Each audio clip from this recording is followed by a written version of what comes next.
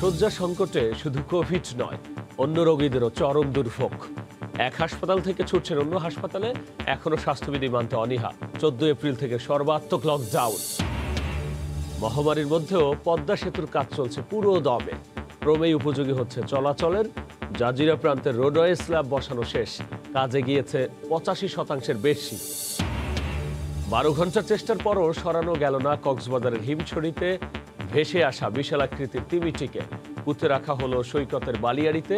মৃত্যুর কারণ অনুসন্ধানে নমুনা এবং রানী দ্বিতীয় এলিজাবেথের স্বামী প্রিন্স ফিলিপের মৃত্যুতে বিশ্ব নেতাদের শোক।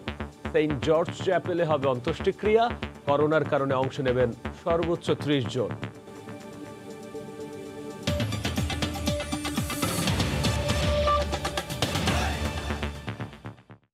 ভোরের সময়ের সঙ্গে আছি আমি গোলাম রাব্বি। শয্যা সংকটে হাসপাতালে ভর্তি হতে পারছেন না কোভিড সহ অন্যান্য রোগীরাও। শয্যা সংখ্যা থেকে বেশি রোগীর সংখ্যা। তবে হাসপাতালে করোনা রোগী নিয়ে আসা স্বজনদের অনেককেই দেখা যাচ্ছে না স্বাস্থ্যবিধি মানতে। কাউন্টারে দাঁড়াতে হচ্ছে গা ঘেঁষে। এজন্য অবশ্য হাসপাতালের অব্যবস্থাপনাকেই দায়ী করছেন তারা। কামরুল হাসান সবুজের রিপোর্ট। মধ্যরাত রাজধানীর কুর্মিটোলা জেনারেল হাসপাতালে একের পর এক করোনা রোগী নিয়ে আসছেন স্বজনরা। কারো মুখে অক্সিজেন মাস্ক, কেউ শুয়ে আছেন ট্রলিতে, কেউ অ্যাম্বুলেন্সে, আবার কেউ অপেক্ষা করছেন প্রাইভেট কারে। তাদের ভর্তি সংক্রান্ত কাগজপত্র প্রস্তুত করতে ব্যস্ত স্বজনরা।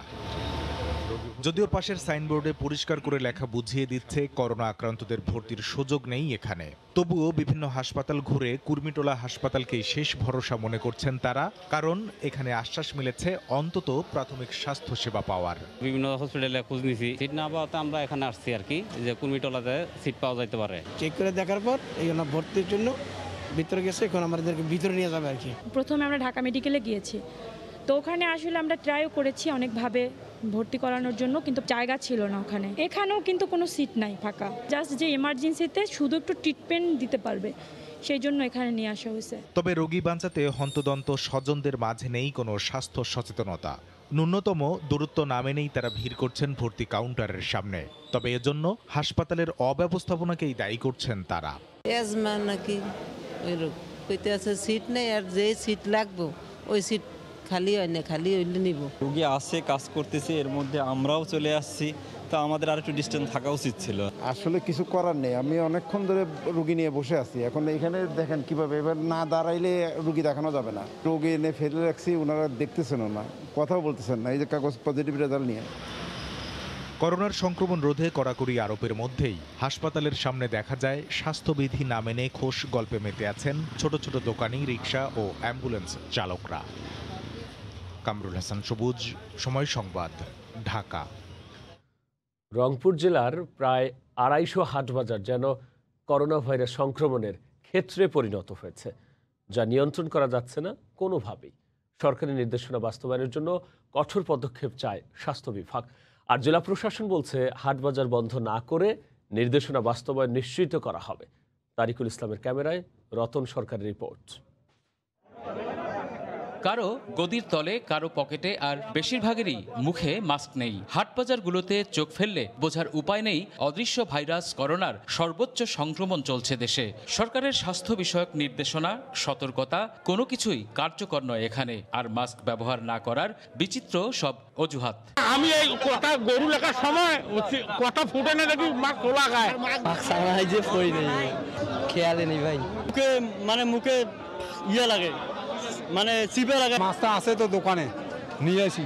গরু ছাগলের হাটের ছবি তুলে ফেসবুকে দৃষ্টি আকর্ষণ করায় সিটি কর্পোরেশনের বুড়িরহাটের ইজারাদারের লোকজন দোকান মালিকদের উপর হামলা চালায় বলে অভিযোগ স্থানীয় কাউন্সিলরের। সভাপতি সাহেবই নয়, সেই সাথে সেক্রেটারি ছিলেন, আরো গণ্যমান্য ব্যক্তি ছিলেন। তারপর সাধারণ লোকের উপর লোককে মারধর করছে। তাদের তো অনেক অপরাধ, বাইকের মধ্যে চড়েছে, মোবাইলগুলো কেড়ে নিয়েছে। এ অবস্থায় সংক্রমণ রোধে প্রশাসনের কঠোর পদক্ষেপ চান জেলার সিভিল সার্জন। প্রচন্ড ভিড় হয়, সামাজিক ডিস্টেন্স মেনটেন করেই না, অনেকে দেখা যায় মাস্ক পরিধান করে না। এইসব ব্যাপারে আমরা আমাদের জেলা করোনা প্রতিরোধ কমিটি মিটিং করেছি। তবে জেলা প্রশাসক বলছেন হাটবাজার বন্ধ না করে সরকারের নির্দেশনা বাস্তবায়ন বাস্তবায়ন নিশ্চিত করা হবে। আমরা চাচ্ছি যে ওই যে গতবার যেরকম কিছু কিছু বড় বড় হাট আমরা একটু ফাঁকা জায়গায় নিয়ে গেছিলাম সেই রকম নিয়ে যাবো, মানে বন্ধ করা হবে না। রংপুর সিটি কর্পোরেশনের 24টি হাটবাজারই করোনা সংক্রমণের ক্ষেত্র এখন। রতন সরকার, সময় সংবাদ, রংপুর। করোনার প্রথম দফার ক্ষতি কাটিয়ে ওঠার আগেই দ্বিতীয় ধাক্কায় নতুন করে সংকটে দেশের এভিয়েশন শিল্প। অভ্যন্তরীণ রুটের ফ্লাইট বন্ধ হয়ে যাওয়ায় অলস বসে আছে অধিকাংশ উড়োজাহাজ। আর এতে বাড়ছে আর্থিক লোকসান। টিকে থাকতে স্বাস্থ্যবিধি নিশ্চিত করে দ্রুত ফ্লাইট চালুর দাবি জানিয়েছে এসব এয়ারলাইন্সগুলো। সংশ্লিষ্টদের আশঙ্কা, দীর্ঘ সময় ফ্লাইট বন্ধ থাকলে এভিয়েশন ও পর্যটন খাতের বিপুল সংখ্যক কর্মী বেকার হয়ে পড়বে। হাজিরা শিউলি রিপোর্ট। অভ্যন্তরীণ পর্যটন চাঙ্গা হওয়ার সঙ্গে সঙ্গে আকাশপথে যাত্রী খরা কেটে যাওয়ায় আশার আলো দেখছিল দেশীয় বিমান সংস্থাগুলো, কিন্তু করোনার দ্বিতীয় ওয়েভে ওলটপালট করে দিয়েছে সব।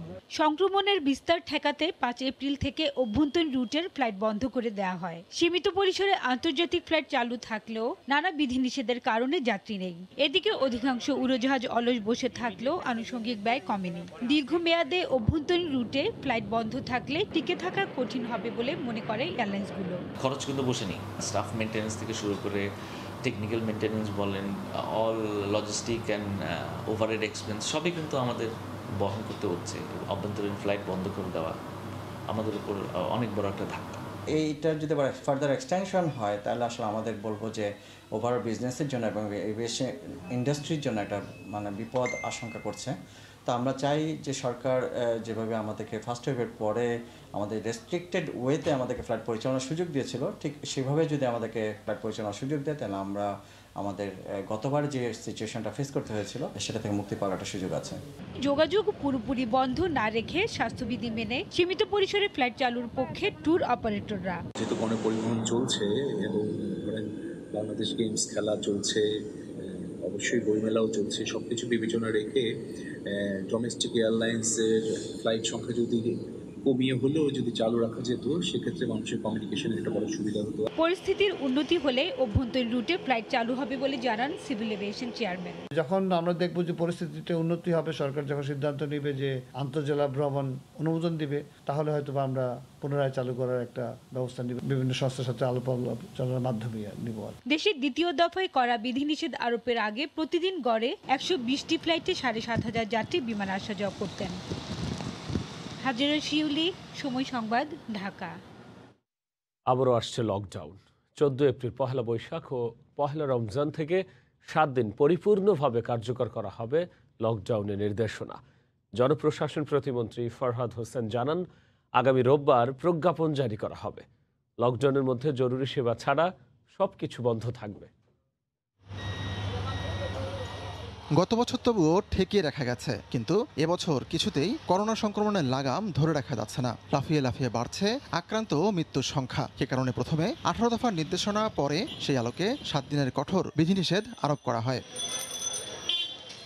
এর মাঝে এলো লকডাউনের ঘোষণা। শুক্রবার জনপ্রশাসন প্রতিমন্ত্রী টেলিফোনে জানান, মানুষ বাঁচাতে এর বিকল্প নেই। আমাদের যেভাবে করোনা বিস্তার লাভ করছে সেটিকে যদি নিয়ন্ত্রণ করতে হয়, বিশেষজ্ঞদের পরামর্শ এবং মাননীয় প্রধানমন্ত্রী সে কথাটিই বলেছেন, 14 তারিখ থেকে 1 সপ্তাহের জন্য 20 তারিখ পর্যন্ত কঠোর লকডাউন। এবং কঠোর লকডাউন বলতে শুধু জরুরি সেবা ছাড়া সবকিছুই বন্ধ থাকবে, অফিস, আদালত, কলকারখানা। যত তাড়াতাড়ি সম্ভব খুব দ্রুত এই প্রজ্ঞাপন আসবে। তিনি বলেন, লকডাউনে জরুরি সেবা ছাড়া সব বন্ধ থাকবে। এই যে ঊর্ধ্বমুখী যে বিস্তারটা করোনার এবং মৃত্যু হার, এটাকে রোধ করা খুবই কঠিন। এটার এছাড়া অন্য কোনো বিকল্প নাই। এটা সারা বিশ্বে যেটা করছে যে পদ্ধতি, সেটা হচ্ছে কড়া লকডাউন। এদিকে জাতীয় পরামর্শ কমিটি 2 সপ্তাহের জন্য লকডাউনের সুপারিশ করেছে। বিশেষ করে সিটি কর্পোরেশন ও পৌর এলাকায় লকডাউনের সুপারিশ করা হয়। এতে বলা হয়, যে করেই হোক সরকারি হাসপাতালের সক্ষমতা বাড়াতে হবে। এর আগে শুক্রবার সকালে সড়ক পরিবহন ও সেতুমন্ত্রী লকডাউনের আভাস দেন। জনগণের উদাসীন মানসিকতা কোনো পরিবর্তন হয়েছে বলে মনে হয় না। তাই সরকার জনস্বার্থে আগামী 14 এপ্রিল থেকে 1 সপ্তাহের জন্য সর্বাত্মক লকডাউনের বিষয়ে সক্রিয় চিন্তা ভাবনা করছে। লকডাউনের বিষয়ে প্রজ্ঞাপন আগামী রোববার জারি করা হবে। ভয়াবহ রূপ নিয়েছে। হাতিকুর রহমান তামাল, সময় সংবাদ, ঢাকা। এদিকে কঠোর বিধিনিষেধের মধ্যেই গণপরিবহনের পর খুলে দেয়া হলো শপিং মল মার্কেট। রাজধানীর দোকানপাটে ক্রেতার সমাগম কম থাকায় 12টা থেকে মার্কেট খোলার দাবি জানিয়েছেন ব্যবসায়ীরা। শুক্রবার নিউ মার্কেট এলাকায় দেখা গেল সকাল সকাল দোকান সাজানোর তোড়জোড়। রাজধানীর সবচেয়ে বড় এ মার্কেটে কেনাকাটা করেন সব শ্রেণী পেশার মানুষই। রোজা শুরুর আগেই দোকান খোলার সুযোগ পেয়ে তাই স্বস্তি বিক্রেতাদের মধ্যে। গত বছরের মতো এই বছরে যদি আমাদের ঘরে বসে থাকতে হয় তাহলে তো আমাদের মৃত্যু ছাড়া আমাদের আর কোনো কিছু করার নাই। রোজার মাসটা যখন আমাদেরকে একটু দেখে, আমরা তো গরিব মানুষ, আমরা তো এখানেই খেয়ে পেয়ে চলি। সকালের দিকে ক্রেতা তেমন একটা না থাকলেও বেলা গড়ানোর সাথে সাথে বাড়তে থাকে ভিড়। মাস্ক পরার ব্যাপারে সচেতনতা দেখা গেছে ক্রেতা বিক্রেতা সবার মধ্যেই। আবারও মার্কেট বন্ধ হবে কিনা সে অনিশ্চয়তায় ঈদের বাজারও সেরে নিচ্ছিলেন কেউ কেউ। সবাই মোটামুটি মাস্ক পরতেছে, সবাই দূরত্ব বজায় রাখতেছে। নিজেরা কিছু পড়ি না করেন, বাবুরে তো পড়াইতে হয়। 12টা থেকে আমাদেরকে রাত 8টা পর্যন্ত সময় দেওয়া হোক। সরকারি নির্দেশনা বাস্তবায়নে তৎপর দেখা গেল ব্যবসায়ী সমিতির নেতাদের। ক্রেতাদের চলাফেরায় জটলা এড়াতে মার্কেটে ফাঁকা জায়গা নিশ্চিত করার ওপর জোর দেন তারা। আমরা তাকে সতর্ক করছি এবং সর্বোচ্চ জিনিস বলে দিয়েছি, যিনি স্বাস্থ্যবিধি না মানবে তার প্রতিষ্ঠান দোকান আমরা তাৎক্ষণিকভাবে বন্ধ করে দেব। এদিকে ভর দুপুরেও ধানমন্ডি হকার্স মার্কেটে ছিল না চোখে পড়ার মতো ক্রেতা সমাগম। যদিও ব্যবসায়ীদের আশা লোকসান কাটিয়ে ঘুরে দাঁড়ানোর সুযোগ পাবেন তারা। অবশ্যই মাস্ক থাকতে হবে, এছাড়া বেচা কিনা করতে একদম সম্পূর্ণভাবে নিষেধ করে দিয়ে গেছে। যেহেতু মার্কেট খোলা দিছে, আস্তে আস্তে কাস্টমার বাড়বে, আমরা বেচা কিনা করবো। স্বাস্থ্যবিধি পর্যবেক্ষণে এ এলাকার মার্কেটগুলোতে চোখে পড়েনি আইন শৃঙ্খলা রক্ষা বাহিনী বা সরকারের কোনো দপ্তরের তৎপরতা। হরিপদ সাহা, সময় সংবাদ, ঢাকা। গণপরিবহন ও মার্কেট খোলার সিদ্ধান্তের সঙ্গে সঙ্গে করোনা সংক্রমণের ঊর্ধ্বগতি রোধে সরকার ঘোষিত অন্যান্য বিধিনিষেধ পালনেও চলছে ঢিলেঢালা ভাব। বদ্ধ পরিবেশে কাঁচা বাজার নিষিদ্ধ হলেও চলছে দেদারসে। আবার নিষেধ অমান্য করে হোটেল রেস্তোরাঁয় বসেই চলছে খাওয়া দাওয়া। পাশাপাশি বিনা প্রয়োজন কিংবা অপ্রয়োজনেও ঘরের বাইরে বের হচ্ছেন অনেকেই। উপেক্ষিত স্বাস্থ্যবিধিও। করোনার লাগাম টানতে সরকারের কঠোর বিধিনিষেধের সপ্তম ধারায় আছে কাঁচা বাজার ও নিত্য প্রয়োজনীয় সামগ্রীর ক্রয় বিক্রয় চলবে স্বাস্থ্যবিধি মেনে উন্মুক্ত স্থানে। কিন্তু রাজধানীর তেজগাঁওয়ের এই কলমিলতা বাজার প্রমাণ দেয় সরকারি নির্দেশনার বেহাল অবস্থার। একে তো 4 দেয়ালের মাঝে চলছে কেনা বেচা, তার উপর মাস্ক সহ স্বাস্থ্যবিধি মানতে উদাসীনতা চোখে পড়ার মতো। আমি একজন ক্রেতা, আমি মাস্ক পরে আসছি, কিন্তু আমি যার কাছ থেকে জিনিসপত্র কিনতেছি তিনি তো মাস্ক পরতেছে না। মাছ আসছিল, পানি খাইছে, খোলাইছে। এখনো তো ঠিক মতো পড়েননি। ঠিক আছে, সমস্যা নেই। খোলা মার্কেটে যাইতে বলছে, এই আমাদের জায়গা তো দেখা দেয় না। আমরা জায়গা দেখালে তো আমরা অন্য জায়গায় চলে যেতে পারি। একই অবস্থা হোটেল রেস্টুরেন্টের ক্ষেত্রেও। প্রধান সড়কের আশপাশের খাবারের দোকানগুলো কিছুটা নিয়ম মেনে বিক্রি করলেও স্বাস্থ্যবিধির বালাই নেই অলিগলির দোকানে। নির্দেশনাকে বৃদ্ধাঙ্গুলি দেখিয়ে হোটেলে বসে চলছে খাওয়া দাওয়া। কথা ছিল তো এই রেস্টুরেন্টে বসে খাওয়া যাবে না, কিন্তু আপনারা তো এটা রেস্টুরেন্টে বসে খাওয়াচ্ছেন না। ধরেন যে আজকের থেকে একটু শিথিল করছে বিদায় কোনো মতো আমরা ম্যাক্সিমামই পার্সেল করে দিই। আমাদের প্রত্যেকটা স্টাফের চলতে হইব, তাই না? আমাদেরও তো ফ্যামিলি আছে। সাধারণ মানুষের মাঝে উদাসীনতা বরাবরের মতোই চরমে। প্রয়োজন কিংবা অপ্রয়োজনে চায়ের দোকানের আড্ডায় স্বাস্থ্যবিধি উপেক্ষিত। না ভাই, এতক্ষণ গল্প করি না, পাইকালে পান্ডা খাইলাম আর এই কথাটা শুনলাম। যদি লকডাউন দেওয়ার দরকার হয় তাহলে কঠোরভাবে দিতে হবে, আর যদি লকডাউন নাই দেওয়ার দরকার হয় তাহলে মোটেই দেওয়া উচিত না। গণপরিবহন চালু হওয়ায় সড়কের অবস্থা ছিল অন্য দিনের মতোই স্বাভাবিক। তবে শুক্রবার ছুটির দিন হওয়ায় মানুষ ও যানবাহনের চাপ ছিল কিছুটা কম। রাশেদ বাপ্পি, সময় সংবাদ, ঢাকা। যুক্তরাষ্ট্রের নিউ ইয়র্কে বিনামূল্যে করোনা টিকা দিচ্ছে বাংলাদেশ কনস্যুলেট এবং বাংলাদেশ সোসাইটি। বৃহস্পতিবার শুরু হওয়ায় কর্মসূচি চলবে আগামীকাল রোববার পর্যন্ত। কর্মসূচির উদ্বোধন করে নিউ ইয়র্কের কনসাল জেনারেল জানান, জনসন অ্যান্ড জনসনের 1 ডোজের এই টিকা 18 বছরের ঊর্ধ্বে যে কেউ গ্রহণ করতে পারবেন। নিউ ইয়র্ক থেকে হাসানুজ্জামান সাকির রিপোর্ট। যুক্তরাষ্ট্রে করোনা ভাইরাসের সংক্রমণ আবারও কিছুটা বাড়তে শুরু করেছে। সেই সঙ্গে চলছে টিকাদান কর্মসূচি। তবে সব বয়সীদের জন্য এখনো চালু হয়নি টিকা। এমন অবস্থায় 18 বছর বয়সীরা টিকা নিতে পারছেন নিউ ইয়র্কের বাংলাদেশ সোসাইটিতে। এখানে 4 দিনব্যাপী টিকাদান কর্মসূচি শুরু করেছে নিউ ইয়র্কে বাংলাদেশ কনসুলেট। তাদেরকে সহযোগিতা দিচ্ছে new York city health department এবং বাংলাদেশ সোসাইটি। এই কর্মসূচির মাধ্যমে করোনার টিকা গ্রহণ করছেন সব বয়সের মানুষ। ভবিষ্যতে এই কর্মসূচি অব্যাহত রাখার ইচ্ছার কথা জানালেন নিউ ইয়র্কে বাংলাদেশের কনসাল জেনারেল। আমি আহ্বান জানাবো আমাদের কমিউনিটির সবাই যেন স্বেচ্ছায় এখানে এসে টিকাদান কর্মসূচিতে অংশগ্রহণ করেন এবং আমরা এই ধরনের টিকাদান কর্মসূচি ভবিষ্যতেও অব্যাহত রাখবো। কোনো রকম রেজিস্ট্রেশন ছাড়া কেবল পরিচয়পত্র দেখিয়ে রোববার পর্যন্ত সকাল 8টা থেকে সন্ধ্যা 6টার মধ্যে সোসাইটি কার্যালয়ে এসে যে কেউ কেউ এই টিকা গ্রহণ করতে পারবেন। যুক্তরাষ্ট্রে করোনা ভাইরাসে 400-রও বেশি বাংলাদেশি মারা গেছেন। সঠিক পরিসংখ্যান না থাকলেও ধারণা করা হয় আক্রান্তের সংখ্যা কয়েক হাজার। শুরুতে টিকা নিতে অনেকের মধ্যে অনীহা থাকলেও এখন বাংলাদেশিরা প্রায় সবাই টিকা নিচ্ছেন। হাসানুজ্জামান সাকি, সময় সংবাদ, নিউ ইয়র্ক। যুক্তরাষ্ট্রে করোনা পরিস্থিতি এবং টিকা কার্যক্রমের সবশেষ খবর জানাতে এই মুহূর্তে নিউ ইয়র্কে আছেন সহকর্মী হাসানুজ্জামান সাকি। সরাসরি চলে যাচ্ছি তার কাছে। সাকি, রাব্বি, আপনাকে ধন্যবাদ। যুক্তরাষ্ট্রে আবারও এখন করোনা সংক্রমণ বেড়ে যাচ্ছে বলে জানিয়েছে যুক্তরাষ্ট্রের যে কেন্দ্রীয় রোগ নিয়ন্ত্রণ বিভাগ সিডিসি। তারা জানিয়েছে যে এখন বাড়ছে এবং হাসপাতালগুলোতে কিন্তু করোনা ভাইরাসের কিন্তু সংক্রমণ বাড়ছে এবং তারা উপচে পড়ছে, বিভিন্ন জায়গায় স্থান সংকুলান হচ্ছে না। এমন একটি পরিস্থিতিতে ভ্যাকসিনেশন কার্যক্রমও কিন্তু সমান তালে কিন্তু চলছে, সব জায়গায় সমান তালে কার্যক্রম চলছে। এবং আমরা দেখতে পাচ্ছি যে পাশাপাশি যে টিকাদান যে কর্মসূচি, সেই টিকাদান কর্মসূচিও অব্যাহত রাখছে বাংলাদেশিরা। আপনারা দেখেছেন যে নিউ ইয়র্ক কনসাল জেনারেল সেখানে সংক্রমণ বাংলাদেশিদের ক্ষেত্রে যে টিকা দেওয়ার একটি কর্মসূচি গ্রহণ করেছে। বাংলাদেশ সোসাইটি সেই সহযোগিতা করছে, তারা বাংলাদেশিদের কাছে বিনা মূল্যে টিকা পৌঁছে দিচ্ছেন।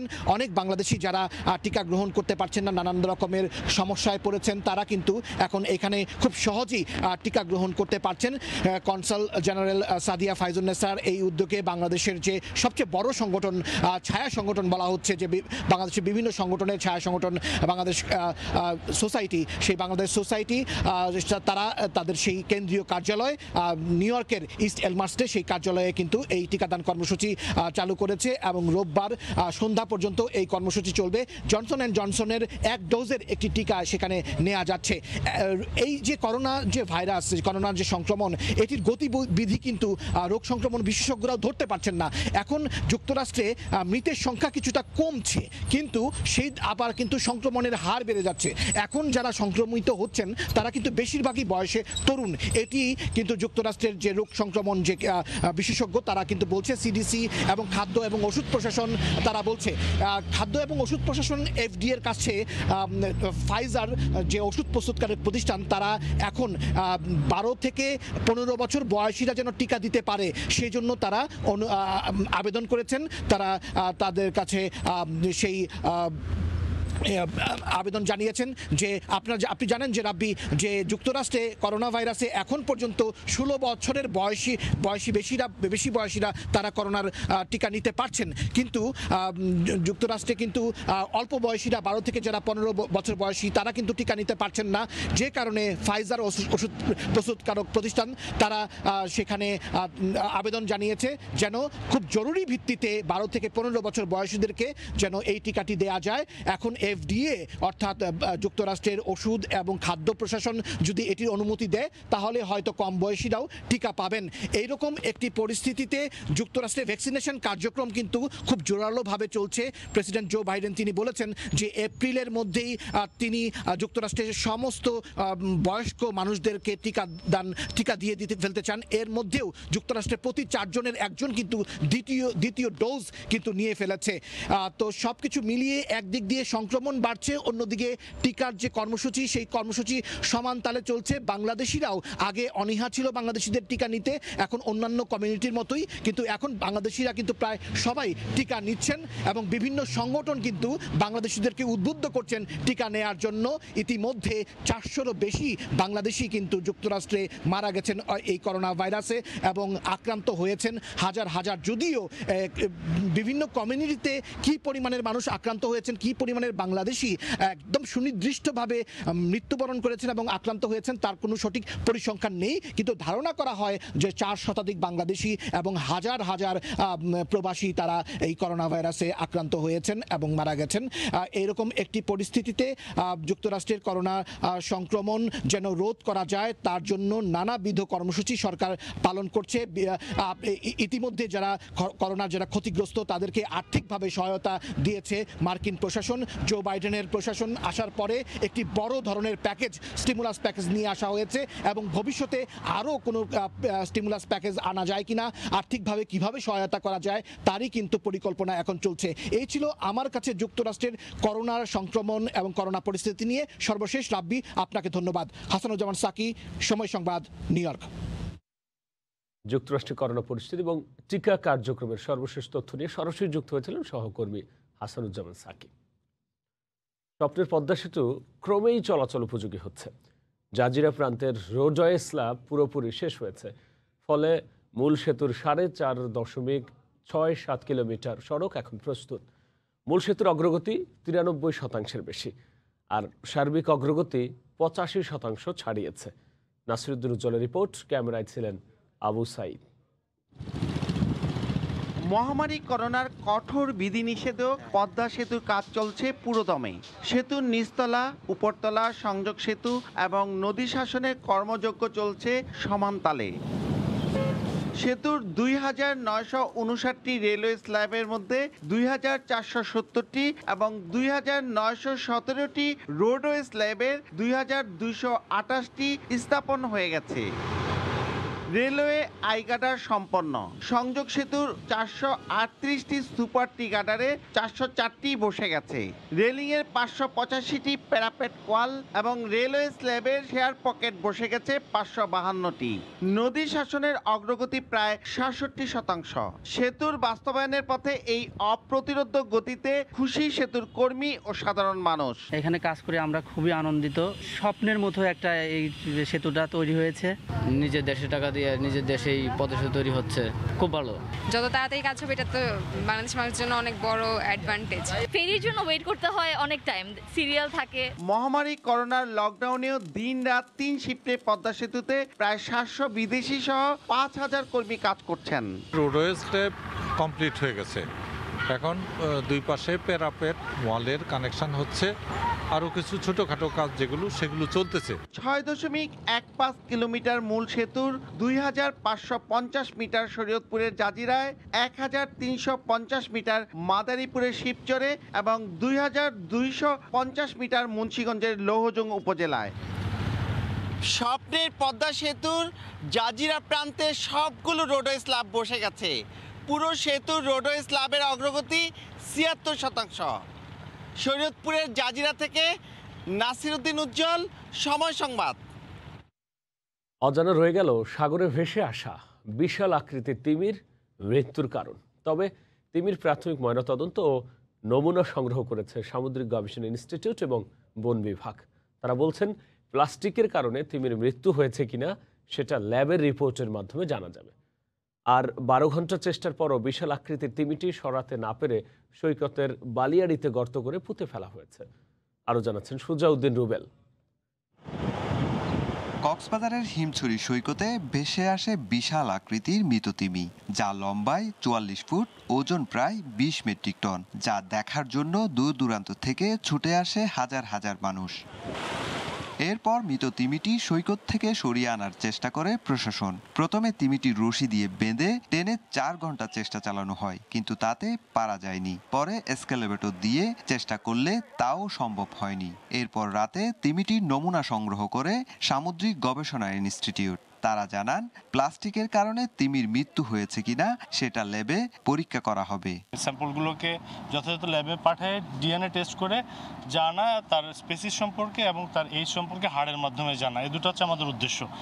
আর আমরা যে নমুনাগুলো সংগ্রহ করেছি, এটার বড় একটা 2-3টা অংশ থেকে সংগ্রহ করছে। আমরা স্টোমাক থেকে স্যাম্পল সংগ্রহ করছি এবং আমাদের চিটাগাং ভেটেরিনারি ইউনিভার্সিটি আছে, ওখানে একটা ক্লিনিক আছে। সেই ক্লিনিকে আমরা এইগুলো স্যাম্পলগুলো দিব। দেওয়ার পর যেটা পোস্টমর্টম যে সিস্টেমটা আছে, সেই পোস্টমর্টম রিপোর্টের পরে ভিত্তি করে আমরা বলতে পারবো যে এখানে আমাদের প্লাস্টিক দূষণটা হয়েছে কিনা। প্রাথমিক ময়না তদন্তে বার্ধক্যজনিত কারণে মৃত্যু মনে করা হলেও নমুনা পরীক্ষার পর সঠিক কারণ জানা যাবে বলে জানালেন এই সার্জন। বার্ধক্যজনিত কারণে মারা গেছে, তার বডির যে ওয়েট, লেন্থ, হাইট প্রভৃতি থেকে মনে হচ্ছে। এক্সটার্নালি তেমন কোনো ইনজুরি নাই। বিশাল আকৃতির তিমিটি সৈকত থেকে সরাতে না পেরে অবশেষে 12 ঘন্টা পর বালিয়াড়িতে গর্ত করে পুঁতে ফেলা হয়। তবে 2-3 মাস পর তিমিটির হাড় সংগ্রহ করে গবেষণাগারে প্রেরণ করা হবে বলে জানায় প্রশাসন। 2-3 মাস পরে যখন এর হাড়টা থাকবে, এই হাড়টা দিয়ে আমরা আমাদের গবেষণাগারে আমরা এটা প্রেরণ করব। 1996 ও 2008 সালে পৃথক দুটি বিশাল আকৃতির তিমি এভাবে ভেসে এসেছিল সৈকতে। দীর্ঘদিন পর আবার বিশাল আকৃতির তিমি সৈকতে ভেসে এসেছে বলে দাবি পরিবেশবাদীদের। সুজাউদ্দিন রুবেল, সময় সংবাদ। এদিকে প্রিন্স ফিলিপের মৃত্যুতে শোকে ভাসছে পুরো বিশ্ব। ব্রিটিশ রানী দ্বিতীয় এলিজাবেথের স্বামীর মৃত্যুর পর সাধারণ মানুষের পাশাপাশি গভীর সমবেদনা জানিয়েছেন বিশ্ব নেতারা। ব্রিটিশ প্রিন্সের মৃত্যুতে শোক জানিয়েছেন বাংলাদেশের রাষ্ট্রপতি ও প্রধানমন্ত্রী। ব্রিটিশ রানী দ্বিতীয় এলিজাবেথের স্বামী Duke of Edinburgh Prince Philip মারা যাওয়ার পর শোকে বিহ্বল তার পরিবার এবং দেশটির সাধারণ মানুষ। নানাভাবে স্মরণ করছেন তার স্মৃতি। তার বুদ্ধিমত্তা এবং শক্তি আমার মাকে দায়িত্ব পালনে অনেক বেশি সাহায্য করেছে। বাবার সমর্থনের কারণেই মা কঠিন কিছু কাজ শেষ করতে পেরেছেন। তিনি যা করেছেন তা আমার কাছে বিস্ময়কর এক কীর্তি। ব্রিটিশ জনগণ এবং রাজ পরিবারের পাশাপাশি শোক প্রকাশ করেছেন বিশ্বের বিভিন্ন দেশের সাধারণ মানুষ। তারা প্রয়াত ফিলিপের প্রতি শ্রদ্ধা জানান। তিনি এমন একজন মানুষ ছিলেন যাকে গভীরভাবে সম্মান জানানো যায়। তিনি একজন জ্ঞানী ব্যক্তি ছিলেন এবং ইতিহাসের সাক্ষী ছিলেন। এটা সত্যি খুব কষ্টের। আমি ভাবতেই পারছি না যে তিনি চলে গেছেন। এটি আসলেই শোকের একটি খবর। সাধারণ মানুষের পাশাপাশি ফিলিপের মৃত্যুতে গভীর সমবেদনা জানিয়ে তার প্রতি শ্রদ্ধা জ্ঞাপন করেছেন বিশ্ব নেতারাও। এক বিবৃতিতে সাধারণ মানুষের জন্য ফিলিপের কর্মময় জীবনের কথা স্মরণ করেছেন মার্কিন প্রেসিডেন্ট জো বাইডেন। শোক জানিয়ে তার পরিবারের প্রতি সমবেদনা জানিয়েছেন মার্কিন ফার্স্ট লেডি জিল বাইডেন। এক টুইট বার্তায় ভারতের প্রধানমন্ত্রী নরেন্দ্র মোদী ব্রিটিশ প্রিন্সের মৃত্যুতে দুঃখ প্রকাশ করেন। সামাজিক কাঠামো উন্নয়নে তার ভূমিকার কথাও স্মরণ করেন ভারতীয় প্রধানমন্ত্রী। কানাডার প্রধানমন্ত্রী জাস্টিন ট্রুডো বলেন, প্রিন্স ফিলিপ মারা যাওয়ায় একজন দায়িত্বশীল মানুষকে হারালো বিশ্ব। একজন কাজের মানুষ ছিলেন তিনি। দায়িত্বশীলতার যদি কোনো উদাহরণ দেয়া যায় তাহলে প্রিন্স ফিলিপের নামটাই আগে আসবে। কানাডার জনগণের পক্ষ থেকে তার প্রতি শ্রদ্ধা। প্রিন্স ফিলিপের মৃত্যুতে গভীর শোক জানিয়েছেন জাতিসংঘ মহাসচিব আন্তোনিও গুতেরেস। এক বার্তায় ফিলিপের বর্ণাঢ্য জীবনের কথা স্মরণ করেন তিনি। ব্রিটিশ প্রিন্সের মৃত্যুতে শোক জানিয়েছেন বাংলাদেশের রাষ্ট্রপতি ও প্রধানমন্ত্রী।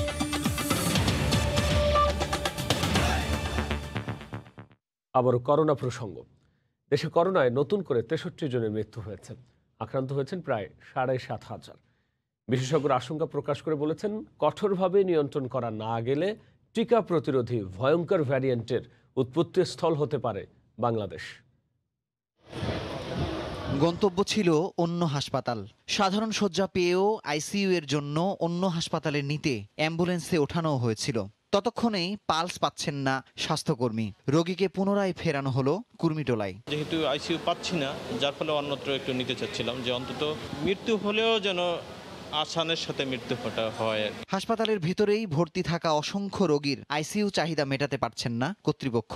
পরিণতি মৃত্যু, কেউ হাসপাতালে, কেউ আইসিইউ সন্ধানরত অবস্থায় পথের মধ্যে। আইসিইউর জন্য অনেক ট্রাই করছি, কিন্তু পাইনি। শেষ পর্যন্ত উনি আজকে ভোর 4:30 বাজে মারা গেছে। এদিকে শুক্রবার একদিনে দ্বিতীয় সর্বোচ্চ শনাক্ত হয় 7,462 এবং মৃত্যু হয় 63 জনের। সংক্রমণের মাত্রা চরমে পৌঁছে যাওয়ায় কোভিড পরীক্ষাতেও নানা হয়রানির শিকার ভুক্তভোগীরা। দুইবার রিসিভ করছে 8টার আগে, ডাক্তার আসলে তারপর সিরিয়াল নেবে, কিন্তু 8:30 পরে ফোন দেওয়ার পরে আর ফোন ধরে নেই। সকাল 8টার থেকে আমার ট্রাই শুরু করি, সকাল 10টা পর্যন্ত টোটাল আমি 208 বার কল দেওয়ার পর আমি সিরিয়াল পাই। আগামীতে কঠোর লকডাউন বাস্তবায়ন আর বিমানবন্দরে যাত্রীদের আগমন নিয়ন্ত্রণ না করলে টিকা প্রতিরোধী নতুন ধরনের উৎপত্তি স্থল হবে বাংলাদেশ, আশঙ্কা বিশেষজ্ঞদের।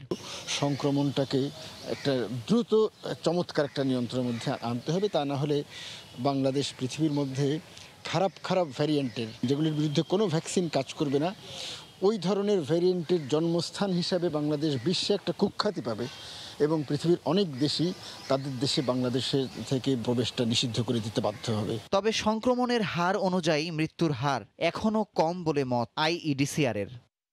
সংক্রমণের সংখ্যার সাথে তুলনা করি, সেখানে কিন্তু তুলনামূলকভাবে আসলে প্রথম দিকে যেরকম মৃত্যুর হার ছিল তার চেয়ে এখন মৃত্যুর হার কমে আসছে আমাদের। টিকার দ্বিতীয় ডোজ কোভিডের বিরুদ্ধে মানুষের শরীরে উচ্চ মাত্রায় অ্যান্টিবডি তৈরি করবে, যা দক্ষিণ আফ্রিকার ভ্যারিয়েন্টের বিরুদ্ধেও সুরক্ষা দেবে।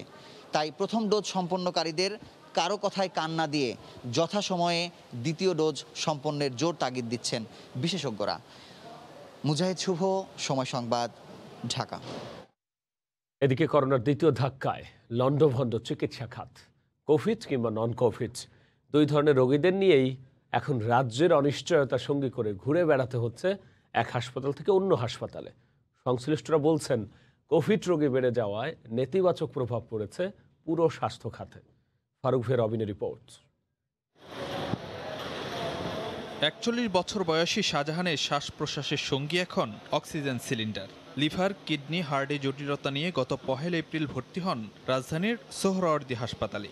এক পর্যায়ে শ্বাসজনিত অবস্থার অবনতি হলে অন্য হাসপাতালে স্থানান্তরের পরামর্শ দেন চিকিৎসকরা। সে অনুযায়ী কুর্মিটোলা জেনারেল হাসপাতালে গেলেও মেলেনি প্রয়োজনীয় চিকিৎসা। অ্যাম্বুলেন্সে ফিরতে হলো অন্য কোনো হাসপাতালের সন্ধানে। কত বড় দুর্ভোগ, এটা বলে বুঝাইতে পারব না। আমার ছেলে চোখটাও মেলে না, একটু কথা বলে না, একটু কিছু খায়ও না। রাজধানীতে এমন অনেক কোভিড নন কোভিড রোগীর দেখা মিলছে যাদের নানা ধরনের জটিলতা থাকলেও অনিশ্চয়তায় থাকতে হচ্ছে চিকিৎসা সেবা নিয়ে। হন্যে হয়ে ঘুরছেন হাসপাতাল থেকে হাসপাতালে, কিন্তু ফলাফল শূন্য। হাহাকার দীর্ঘশ্বাস সঙ্গী করে স্বজনদের অভিযোগ, অনেক ক্ষেত্রে হাসপাতালগুলো থেকে সঠিক তথ্য না পাওয়ায় পড়তে হচ্ছে বিভ্রান্তিতে। করোনা প্রথমে টেস্ট করাইছি, আর সে নেগেটিভ আসছে। বঙ্গবন্ধু মেডিকেল নিয়ে গেলাম, ওখানে ফেরত দিয়ে দিল। এখন এই নিয়ে ৫টা-৬টা হসপিটাল করা হয়ে গেছে। কোনো জায়গায় সিট পাই না, এদিকে ঘুরিয়েছি, এখানে ভর্তি হইলাম, আবার আপনারা চলে যান। চেষ্টা করে দেখি অন্য কোনো সিট পাই কিনা, না পাইলে এই অবস্থায় আল্লাহ পাক যা করে।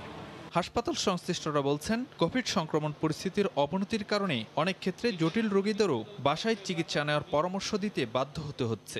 আরও খারাপ রোগীদেরকে জায়গা করে দেওয়ার জন্য ওনাদেরকে এখন বাসাতেই চিকিৎসাটা নিতে হবে। রুটিন যে সমস্ত নন কোভিড, এটা আমরা আপাতত একটু সীমিত করেছি, যেহেতু আমাদের ডাক্তার সিস্টার এখানে বিশাল ইনভলভমেন্ট থাকতে হয়। চিকিৎসা সেবার উপর চাপ কমাতে কোভিড সংক্রমণ হার কমানোর কোনো বিকল্প নেই বলছেন সংশ্লিষ্টরা। দেশে কোভিড-19 সংক্রমণের ঊর্ধ্বগতি ক্রমেই জটিল করে তুলছে জনস্বাস্থ্য ব্যবস্থাপনাকে। সংক্রমণের রাশ যদি টানতে না পারা যায়, তাহলে পরিস্থিতি আরও ভয়াবহতার দিকে যাওয়ার শঙ্কা বিশেষজ্ঞদের। ফারুক ভূঁইয়া, রবিন, সময় সংবাদ, ঢাকা। সরকার লকডাউন নিয়ে সমন্বয়হীনতা ও চরম উদাসীনতার পরিচয় দিয়েছে বলে মন্তব্য করেছেন বিএনপির মহাসচিব মির্জা ফখরুল ইসলাম আলমগীর। শুক্রবার বিকেলে করোনা পরিস্থিতি নিয়ে এক অনলাইন বৈঠকে তিনি এমন মন্তব্য করেন। জনগণকে সম্পৃক্ত করা ছাড়া করোনার মতো বিশাল চ্যালেঞ্জ মোকাবেলা সম্ভব নয় বলে মন্তব্য করেন মির্জা ফখরুল। সরকারের মধ্যে ভয়াবহ রকমের সমন্বয়হীনতা, পরিকল্পনার অভাব এবং উদাসীনতা আজকে এই পরিস্থিতি সৃষ্টি করেছে। যে লকডাউন ঘোষণা করা হলো, সেই লকডাউন ঘোষণা করার সময় একবারও ভাবা হয়নি যে যারা আপনার ইনফর্মাল সেক্টরগুলোতে কাজ করে, যারা দোকানের কর্মচারী, যারা আপনার এই বাইক চালিয়ে তারা কর্মসংস্থান করে নিজেদের, যারা ট্রান্সপোর্ট গণপরিবহনে কাজ করে, তাদের কিভাবে দিন চলবে। সাধারণ ক্ষমা ঘোষণার পরও অবৈধ অভিবাসীদের আটক করতে হঠাৎ করেই অভিযান শুরু করেছে মালয়েশিয়া সরকার। আর এতে দেশটিতে থাকা বাংলাদেশি কর্মীদের মধ্যে ছড়িয়ে পড়েছে আতঙ্ক। গ্রেফতার এড়াতে পালিয়ে থাকতে বাধ্য হচ্ছেন বহু বাংলাদেশি। অন্যদিকে নিবন্ধন করার পরও এখনও যারা ভিসা পাননি তারাও আছেন নানা শঙ্কায়। এ বিষয়ে সবশেষ খবর জানাতে এই মুহূর্তে মালয়েশিয়া আছেন সহকর্মী মোহাম্মদ আব্দুল কাদের। সরাসরি চলে যাচ্ছি তার কাছে। কাদের, রাব্বি, শুভ সকাল। আপনি যেমনটি বলছেন, আসলে মালয়েশিয়ায় বসবাসরত অবৈধ অভিবাসীদের শর্ত সাপেক্ষে রিক্যালিব্রেশন নামে 2টি প্রকল্পের ঘোষণা দিয়েছিল মালয়েশিয়া সরকার। আপনি জানেন যে গত বছরের 16 নভেম্বর থেকে শুরু হওয়া এই 2টি প্রকল্প কিন্তু শেষ হচ্ছে চলতি বছরের 30 জুন। আর এই প্রকল্পগুলোর একটি হলো রিটার্ন রিক্যালিব্রেশন প্রোগ্রাম এবং অপরটি হলো লেবার রিক্যালিব্রেশন প্ল্যান। অর্থাৎ রিটার্ন রিক্যালিব্রেশন প্রোগ্রামের মাধ্যমে এখানে যারা অবৈধভাবে বসবাস করছে তারা চাইলে তাদের নিজ নিজ দেশে ফিরে যেতে পারবে। আর লেবার রিক্যালিব্রেশন প্ল্যানের মধ্যে যে প্রকল্পটি রয়েছে তার মাধ্যমে অবৈধ যারা এখানে বিভিন্ন কোম্পানিতে কাজ করছে তারা চাইলে তাদের বর্তমান মালিক পক্ষের মাধ্যমে নিবন্ধন করে বৈধতার সুযোগ নিতে পারবে। তবে এরই মধ্যে অনেক প্রবাসী বাংলাদেশি এই বৈধকরণ প্রক্রিয়ায় নিবন্ধন করলেও এখনো পর্যন্ত তারা তাদের যে কাঙ্ক্ষিত ভিসা তা কিন্তু পাচ্ছে না। অন্যদিকে সাধারণ এই ক্ষমা ঘোষণার পরও কিন্তু অবৈধ অভিবাসীদের আটক করতে মালয়েশিয়ায় সরকার প্রতিদিনই অভিযান চালাচ্ছে। আর এই কারণে প্রবাসী বাংলাদেশিদের মধ্যে আতঙ্ক ছড়িয়ে পড়েছে। রাব্বি, আপনাকে আরেকটি বিষয় বলে রাখি, সেটি হলো অবৈধ প্রবাসীরা যখন ইমিগ্রেশনে নিবন্ধনের জন্য ফিঙ্গারপ্রিন্ট দিতে যায় তৎক্ষণাৎ অনেক প্রবাসীকেই কালো তালিকাভুক্ত করে দিচ্ছে ইমিগ্রেশন বিভাগ এবং তাদের নির্দিষ্ট একটা সময় দিয়ে দিচ্ছে স্বদেশে ফিরে যাওয়ার জন্য। আর সেটি জানার পর অনেক প্রবাসী এখন বৈধতা নিতেও ভয় পাচ্ছে বলে আমরা জানতে পেরেছি। আর এরই মধ্যেই অনেক প্রবাসী বাংলাদেশির সাথে আমার কথা হয়েছে। তারা আমাদের যেমনটি বলেছেন, আসলে তারা চায় বাংলাদেশ সরকার যদি এই বিষয়গুলো নিয়ে মালয়েশিয়া সরকারের সাথে বৈঠক করে এটির একটি মীমাংসা করে, তাহলে প্রবাসীরা সামনের বাকি যে সময়টুকু আছে সেই সময়টুকুর মধ্যে বৈধতা নিয়ে দেশে থাকা আত্মীয় স্বজনদের সাথে দেখা করার সুযোগ পাবে। আপনার মাধ্যমে রাব্বি, আপনার মাধ্যমে আমি দর্শকদের আরেকটি বিষয়ে জানিয়ে রাখতে চাই, সেটি হলো করোনাকালীন সময়ে বাংলাদেশ সহ অন্যান্য দেশের যে বিদেশি কর্মীরা ছুটিতে গিয়ে আটকা পড়েছে সেই সব কর্মীরা পুনরায় মালয়েশিয়ায় প্রবেশ করতে চাইলে তাদের নিয়োগকর্তার মাধ্যমে আবেদনের প্রেক্ষিতে কিন্তু তারা মালয়েশিয়ায় প্রবেশ করতে পারবে। আপনি জানেন যে রাব্বি, ইতিমধ্যেই শত শত প্রবাসী বাংলাদেশি কিন্তু মালয়েশিয়ায় এসে পৌঁছেছে এই প্রেক্ষিতে। এছাড়া মালয়েশিয়ার করোনা সম্পর্কে আপনাকে একটু বলে রাখি, বর্তমানে মালয়েশিয়ার করোনার আক্রান্ত ও মৃতের সংখ্যা কিন্তু প্রতিদিনই উঠানামার মধ্যে রয়েছে। আমি যদি আপনাকে গত 24 ঘন্টার কথা বলি, তাহলে দেখা যায় গত 24 ঘন্টায় মালয়েশিয়ায় করোনায় আক্রান্ত হয়েছে 1854 জন এবং মৃত্যু হয়েছে 5 জনের। আর সব মিলিয়ে যদি বলি, এখানে এখনো পর্যন্ত করোনায় আক্রান্ত হয়েছে 3,57,607 জন এবং মৃত্যুবরণ করেছেন 1,313 জন। তো রাব্বি, এই ছিল আমার কাছে মালয়েশিয়ার সবশেষ পরিস্থিতি খবর। রাব্বি।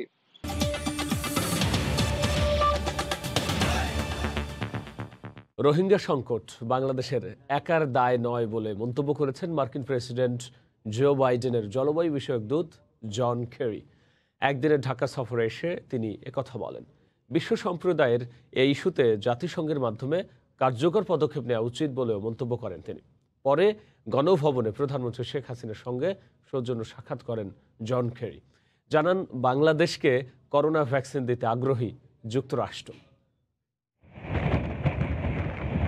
বৈশ্বিক উষ্ণতা কমাতে 2015 সালে হয় প্যারিস জলবায়ু চুক্তি। 5 বছর পর চুক্তি থেকে বের হয়ে যায় দ্বিতীয় কার্বন নিঃসরণকারী দেশ মার্কিন যুক্তরাষ্ট্র। সমালোচনার ঝড় ওঠে বিশ্বজুড়ে। নতুন প্রেসিডেন্ট জো বাইডেন আবারও যোগ দেন প্যারিস চুক্তিতে। এই ইস্যুতে সফর শুরু করেন প্রেসিডেন্ট জো বাইডেনের জলবায়ু বিষয়ক দূত ও সাবেক পররাষ্ট্রমন্ত্রী জন কেরি। এরই অংশ হিসেবে শুক্রবার সকালে ঢাকায় পৌঁছান তিনি। দুপুরে রাষ্ট্রীয় অতিথি ভবন পদ্মায় জন কেরির সঙ্গে বৈঠক করেন পররাষ্ট্রমন্ত্রীর নেতৃত্বে সংশ্লিষ্ট মন্ত্রীরা। আলোচনায় উঠে আসে জলবায়ু পরিবর্তন সংক্রান্ত তহবিল গঠন, বাংলাদেশে গ্লোবাল সেন্টার ফর অ্যাডাপ্টেশনের আঞ্চলিক সহযোগিতা সহ নানা প্রাকৃতিক দুর্যোগে এদেশের মানুষের বাস্তুচ্যুতির বিষয়টি। পরে যৌথ সংবাদ সম্মেলনে ডক্টর এ কে আব্দুল মোমেন যুক্তরাষ্ট্রকে আহ্বান জানান দেশের পরিবেশের জন্য মারাত্মক হুমকি রোহিঙ্গা ইস্যুতে কার্যকর পদক্ষেপের। 11 লাখ রোহিঙ্গা আমাদের বনাঞ্চল সহ জলবায়ুতে মারাত্মক ক্ষতিকর প্রভাব ফেলেছে। আমরা আশা করি তাদের নিরাপদ ও মর্যাদাপূর্ণ প্রত্যাবাসনে আমেরিকার উদ্যোগ ও সহযোগিতা অব্যাহত থাকবে। জন কেরি আহ্বানে সাড়া দিয়ে জানান, রোহিঙ্গা সংকট বাংলাদেশের একার দায় নয়। রোহিঙ্গাদের আশ্রয় দিতে বাংলাদেশ শুধু পরিবেশই না, অর্থনৈতিকভাবেও ক্ষতিগ্রস্ত হচ্ছে। বিশ্ব সম্প্রদায়কে এই ইস্যুতে এগিয়ে আসতে আসতে হবে। এটা শুধু বাংলাদেশের একার দায় নয়। পরে শুক্রবার বিকেলে গণভবনে প্রধানমন্ত্রী শেখ হাসিনার সঙ্গে দেখা করেন জন কেরি। জানান, বাংলাদেশকে করোনা ভ্যাকসিন দিতে আগ্রহী যুক্তরাষ্ট্র। মার্কিন প্রেসিডেন্ট জো বাইডেনের পক্ষ থেকে লিডার সামিট অন ক্লাইমেটের আমন্ত্রণপত্র তুলে দেন প্রধানমন্ত্রীর হাতে। শেখ হাসিনা তাকে ধন্যবাদ জানিয়ে মুজিব জন্মশতবর্ষের স্মারক তুলে দেন জন কেরির হাতে। শাকিলা শারমিন, সময় সংবাদ, ঢাকা। করোনার প্রভাব মেট্রো রেল প্রকল্পেও। এক সপ্তাহে অন্তত 48 জন করোনা আক্রান্ত হয়েছেন, আর এতে পিছিয়ে যেতে পারে উদ্বোধন। তবে কর্তৃপক্ষ বলছে থামবে না প্রকল্পের কাজ। এদিকে উত্তরা থেকে মতিঝিল পর্যন্ত এই পথের অগ্রগতি 85%। রাশেদ লিমনের রিপোর্ট। দেশে আঘাত এনেছে করোনার দ্বিতীয় ঢেউ, তার আঁচ লেগেছে মেট্রো রেল প্রকল্পেও। এই দফায় প্রকল্পের 48 জন আক্রান্ত হয়েছে করোনায়। এ পর্যন্ত মোট আক্রান্ত 518 জন। প্রকল্পে 7000 কর্মী কাজ করছে, যার মধ্যে 6000 বাংলাদেশি, বাকি 1000 বিদেশি কর্মী। চলমান করোনা পরিস্থিতি মোকাবেলায় প্রথম পর্যায়ে গাবতলী কনস্ট্রাকশন ইয়ার্ডে 10টি শয্যা ও উত্তরার পঞ্চবটি কনস্ট্রাকশন ইয়ার্ডে 13টি শয্যার আরেকটি ফিল্ড চালু হয়েছে। কর্মীদের আক্রান্ত হবার বিষয়টি প্রকল্পের কাজের উপর কোনো প্রভাব পড়বে না বলে জানান তিনি। অন্যান্য বার কিন্তু সপ্তাহে এতজন আক্রান্ত হয় না। আমাদের যে ফিল্ড হাসপাতাল আছে সেখানে 10 এবং 24টা বেড আছে। প্রয়োজন হলে এই বেডের সংখ্যাটা যেন আরো বৃদ্ধি করা হয়। মেট্রো রেল লাইন এরই মধ্যে সংযুক্ত করেছে উত্তরা থেকে আগারগাঁওকে। এখন চলছে এই অংশে রেলের স্লিপার বসানোর কাজ, যা কাজীপাড়া থেকে শেওড়াপাড়ার কাছাকাছি এসে পৌঁছেছে। এর পাশাপাশি এই অংশের প্রত্যেকটি স্টেশনের অবকাঠামোগত নির্মাণ কাজও প্রায় শেষ। প্রকল্পের ব্যবস্থাপনা পরিচালক জানালেন, পরিবর্তিত এই পরিস্থিতিতে চলতি বছর না হলেও 2022 সালের জুনে হতে পারে উদ্বোধনের আনুষ্ঠানিকতা।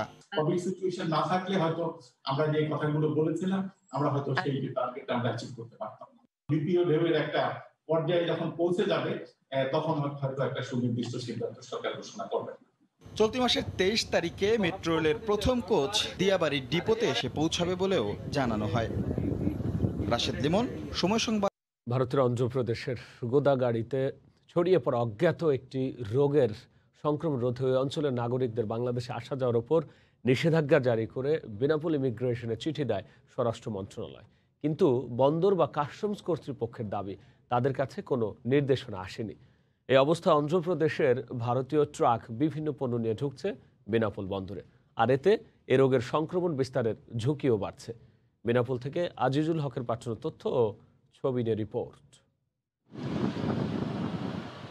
ভারতের অন্ধ্রপ্রদেশে গোদাগাড়ি জেলায় সম্প্রতি অজ্ঞাত একটি রোগ ছড়িয়ে পড়েছে। অজ্ঞাত রোগটির প্রতিষেধক এখনো পর্যন্ত তৈরি হয়নি। এ নিয়ে আগাম সতর্কতা গত 25 মার্চ নিষেধাজ্ঞা জারি করে বেনাপোল ইমিগ্রেশনে চিঠি দেয় স্বরাষ্ট্র মন্ত্রণালয়। তাতে বলা হয়েছে, অন্ধ্রপ্রদেশ থেকে কাউকে বাংলাদেশে আসা বা বাংলাদেশ থেকে যেতে পারবে না। একটা অজ্ঞাত রোগের সন্ধান পাওয়া গেছে, তাই জন্য অন্ধ্রপ্রদেশের গোদাবরী জেলা থেকে বাংলাদেশে কোনো লোক প্রবেশ করতে পারবে না এবং বাংলাদেশ থেকে কোনো লোক অন্ধ্রপ্রদেশের গোদাবরী জেলায় যাতে না যায় সেজন্য নির্দেশনা দেওয়া হয়েছে। এই অবস্থার মধ্যে বৃহস্পতিবার সন্ধ্যায় ভারতের গোদাগাড়ি জেলা থেকে মাছবাহী দুটি ট্রাক বেনাপোল বন্দরে প্রবেশ করে। এছাড়া অন্ধ্রপ্রদেশের অনেক এলাকা থেকে প্রতিদিন বেনাপোল বন্দরে পণ্য নিয়ে আসছেন ভারতীয় ট্রাক চালকেরা। অন্ধ্রপ্রদেশের গোদাবরী ডিস্ট্রিক্ট নারায়ণপুরম, জায়গার নাম নারায়ণপুরম। ওই নারায়ণপুরম থেকে কি আপনারা মাছের গাড়ি লোড করছেন? আমরা ইন্ডিয়ান ড্রাইভারদের দিয়েও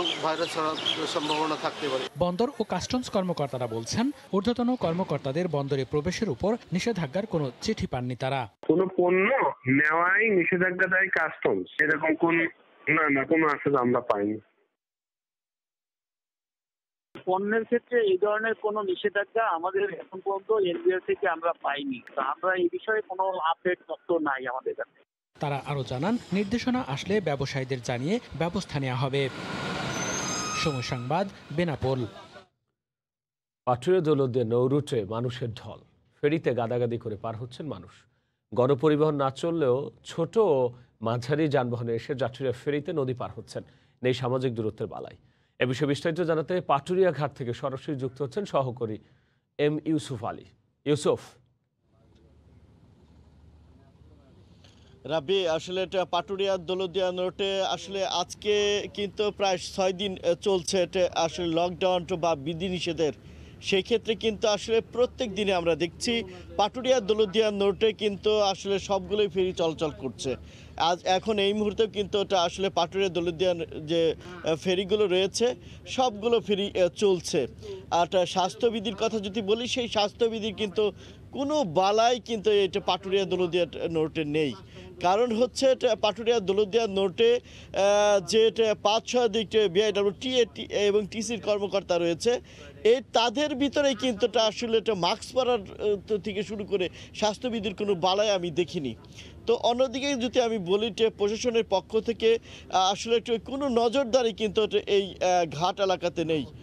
ঘাট এলাকায় যেহেতু দেশের আসলে 21টি জেলার মানুষ কিন্তু এই পাটুরিয়া দৌলতদিয়া রোড দিয়ে আসলে ঘরে ফিরে আবার রাজধানী দিকে যায় বা কর্মস্থলে ফিরে, সেই ক্ষেত্রে কিন্তু আসলে যে জায়গাটা রয়েছে সবচাইতে বড় হচ্ছে যে যদিও গণপরিবহন বন্ধ রয়েছে, কিন্তু ছোট এবং ছোট যানবাহন বা মাঝারি যানবাহন যেমন প্রাইভেট কার, ছোট কার, মোটর বাইক, এইসব যানবাহনগুলো কিন্তু একদম হর হামেশাই ঘাটে চলে আসছে এবং সেই ক্ষেত্রে তারা কিন্তু পার হয়ে যাচ্ছে এবং অনেকে কিন্তু কাটা হয়ে অর্থাৎ ঢাকা বা ঢাকার আশপাশে বা বিভিন্ন দেশের জায়গা থেকে ঘাট এলাকায় আসছে এবং এখান থেকে কিন্তু ঘাট পার হয়ে আবার চলে যাচ্ছে।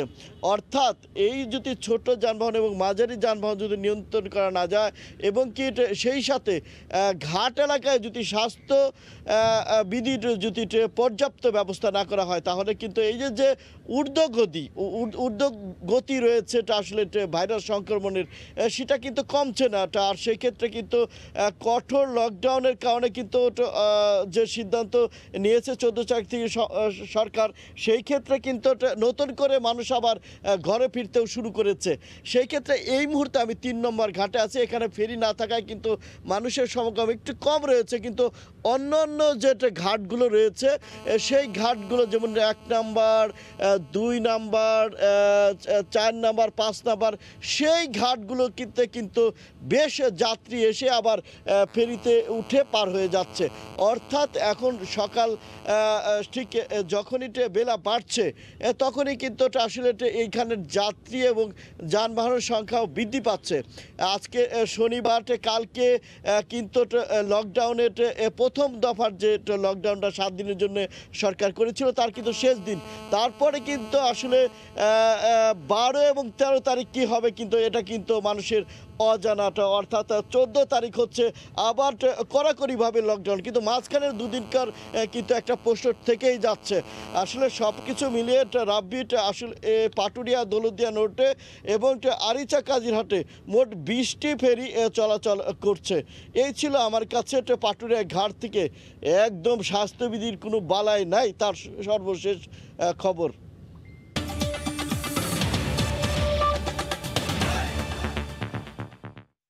কুষ্টিয়ার হাটগুলোতে পেঁয়াজের দাম কমে যাওয়ায় বিপাকে পড়েছেন কৃষকেরা। এই অবস্থায় বিদেশ থেকে আমদানি বন্ধ এবং সঠিক বাজার ব্যবস্থাপনার দাবি পেঁয়াজ ব্যবসায়ী ও কৃষকদের।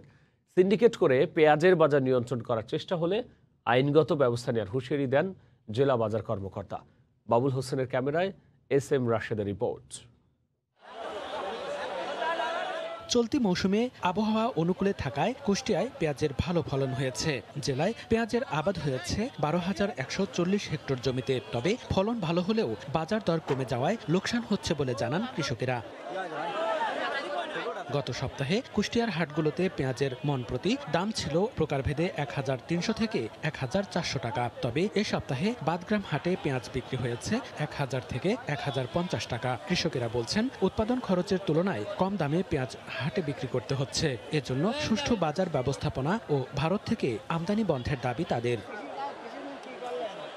2 দিন আগেও পেঁয়াজের যে বাজারটা দাম ছিল হচ্ছে আপনার 1250-1300 টাকা, আজকে সেই বাজারটা 1050-1100 টাকা। পাই করে বেচতেছে 1100 টাকা, কিন্তু খুচরা বাজারে কিনতে গেলে 30 টাকা 40 টাকা কেজি।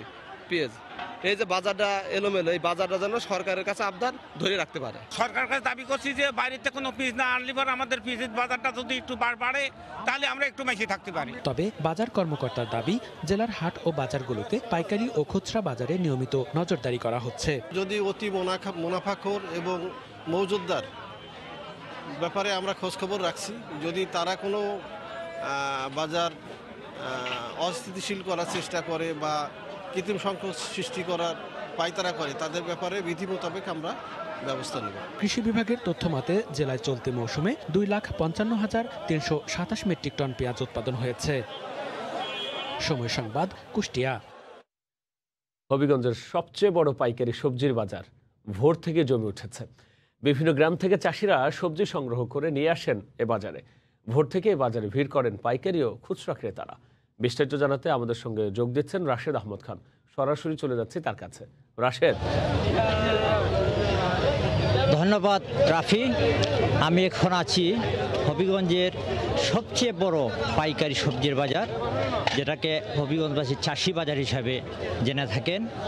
এই বাজারে ভোর হওয়ার সাথে সাথে, ভোরের আলু ফোটার সাথে সাথে বিভিন্ন এলাকার কৃষকরা তাদের সবজি এই বাজারে নিয়ে আসেন এবং ভোর থেকে এখানে পাইকারি এবং খুচরা ক্রেতারা এখানে ভিড় জমান।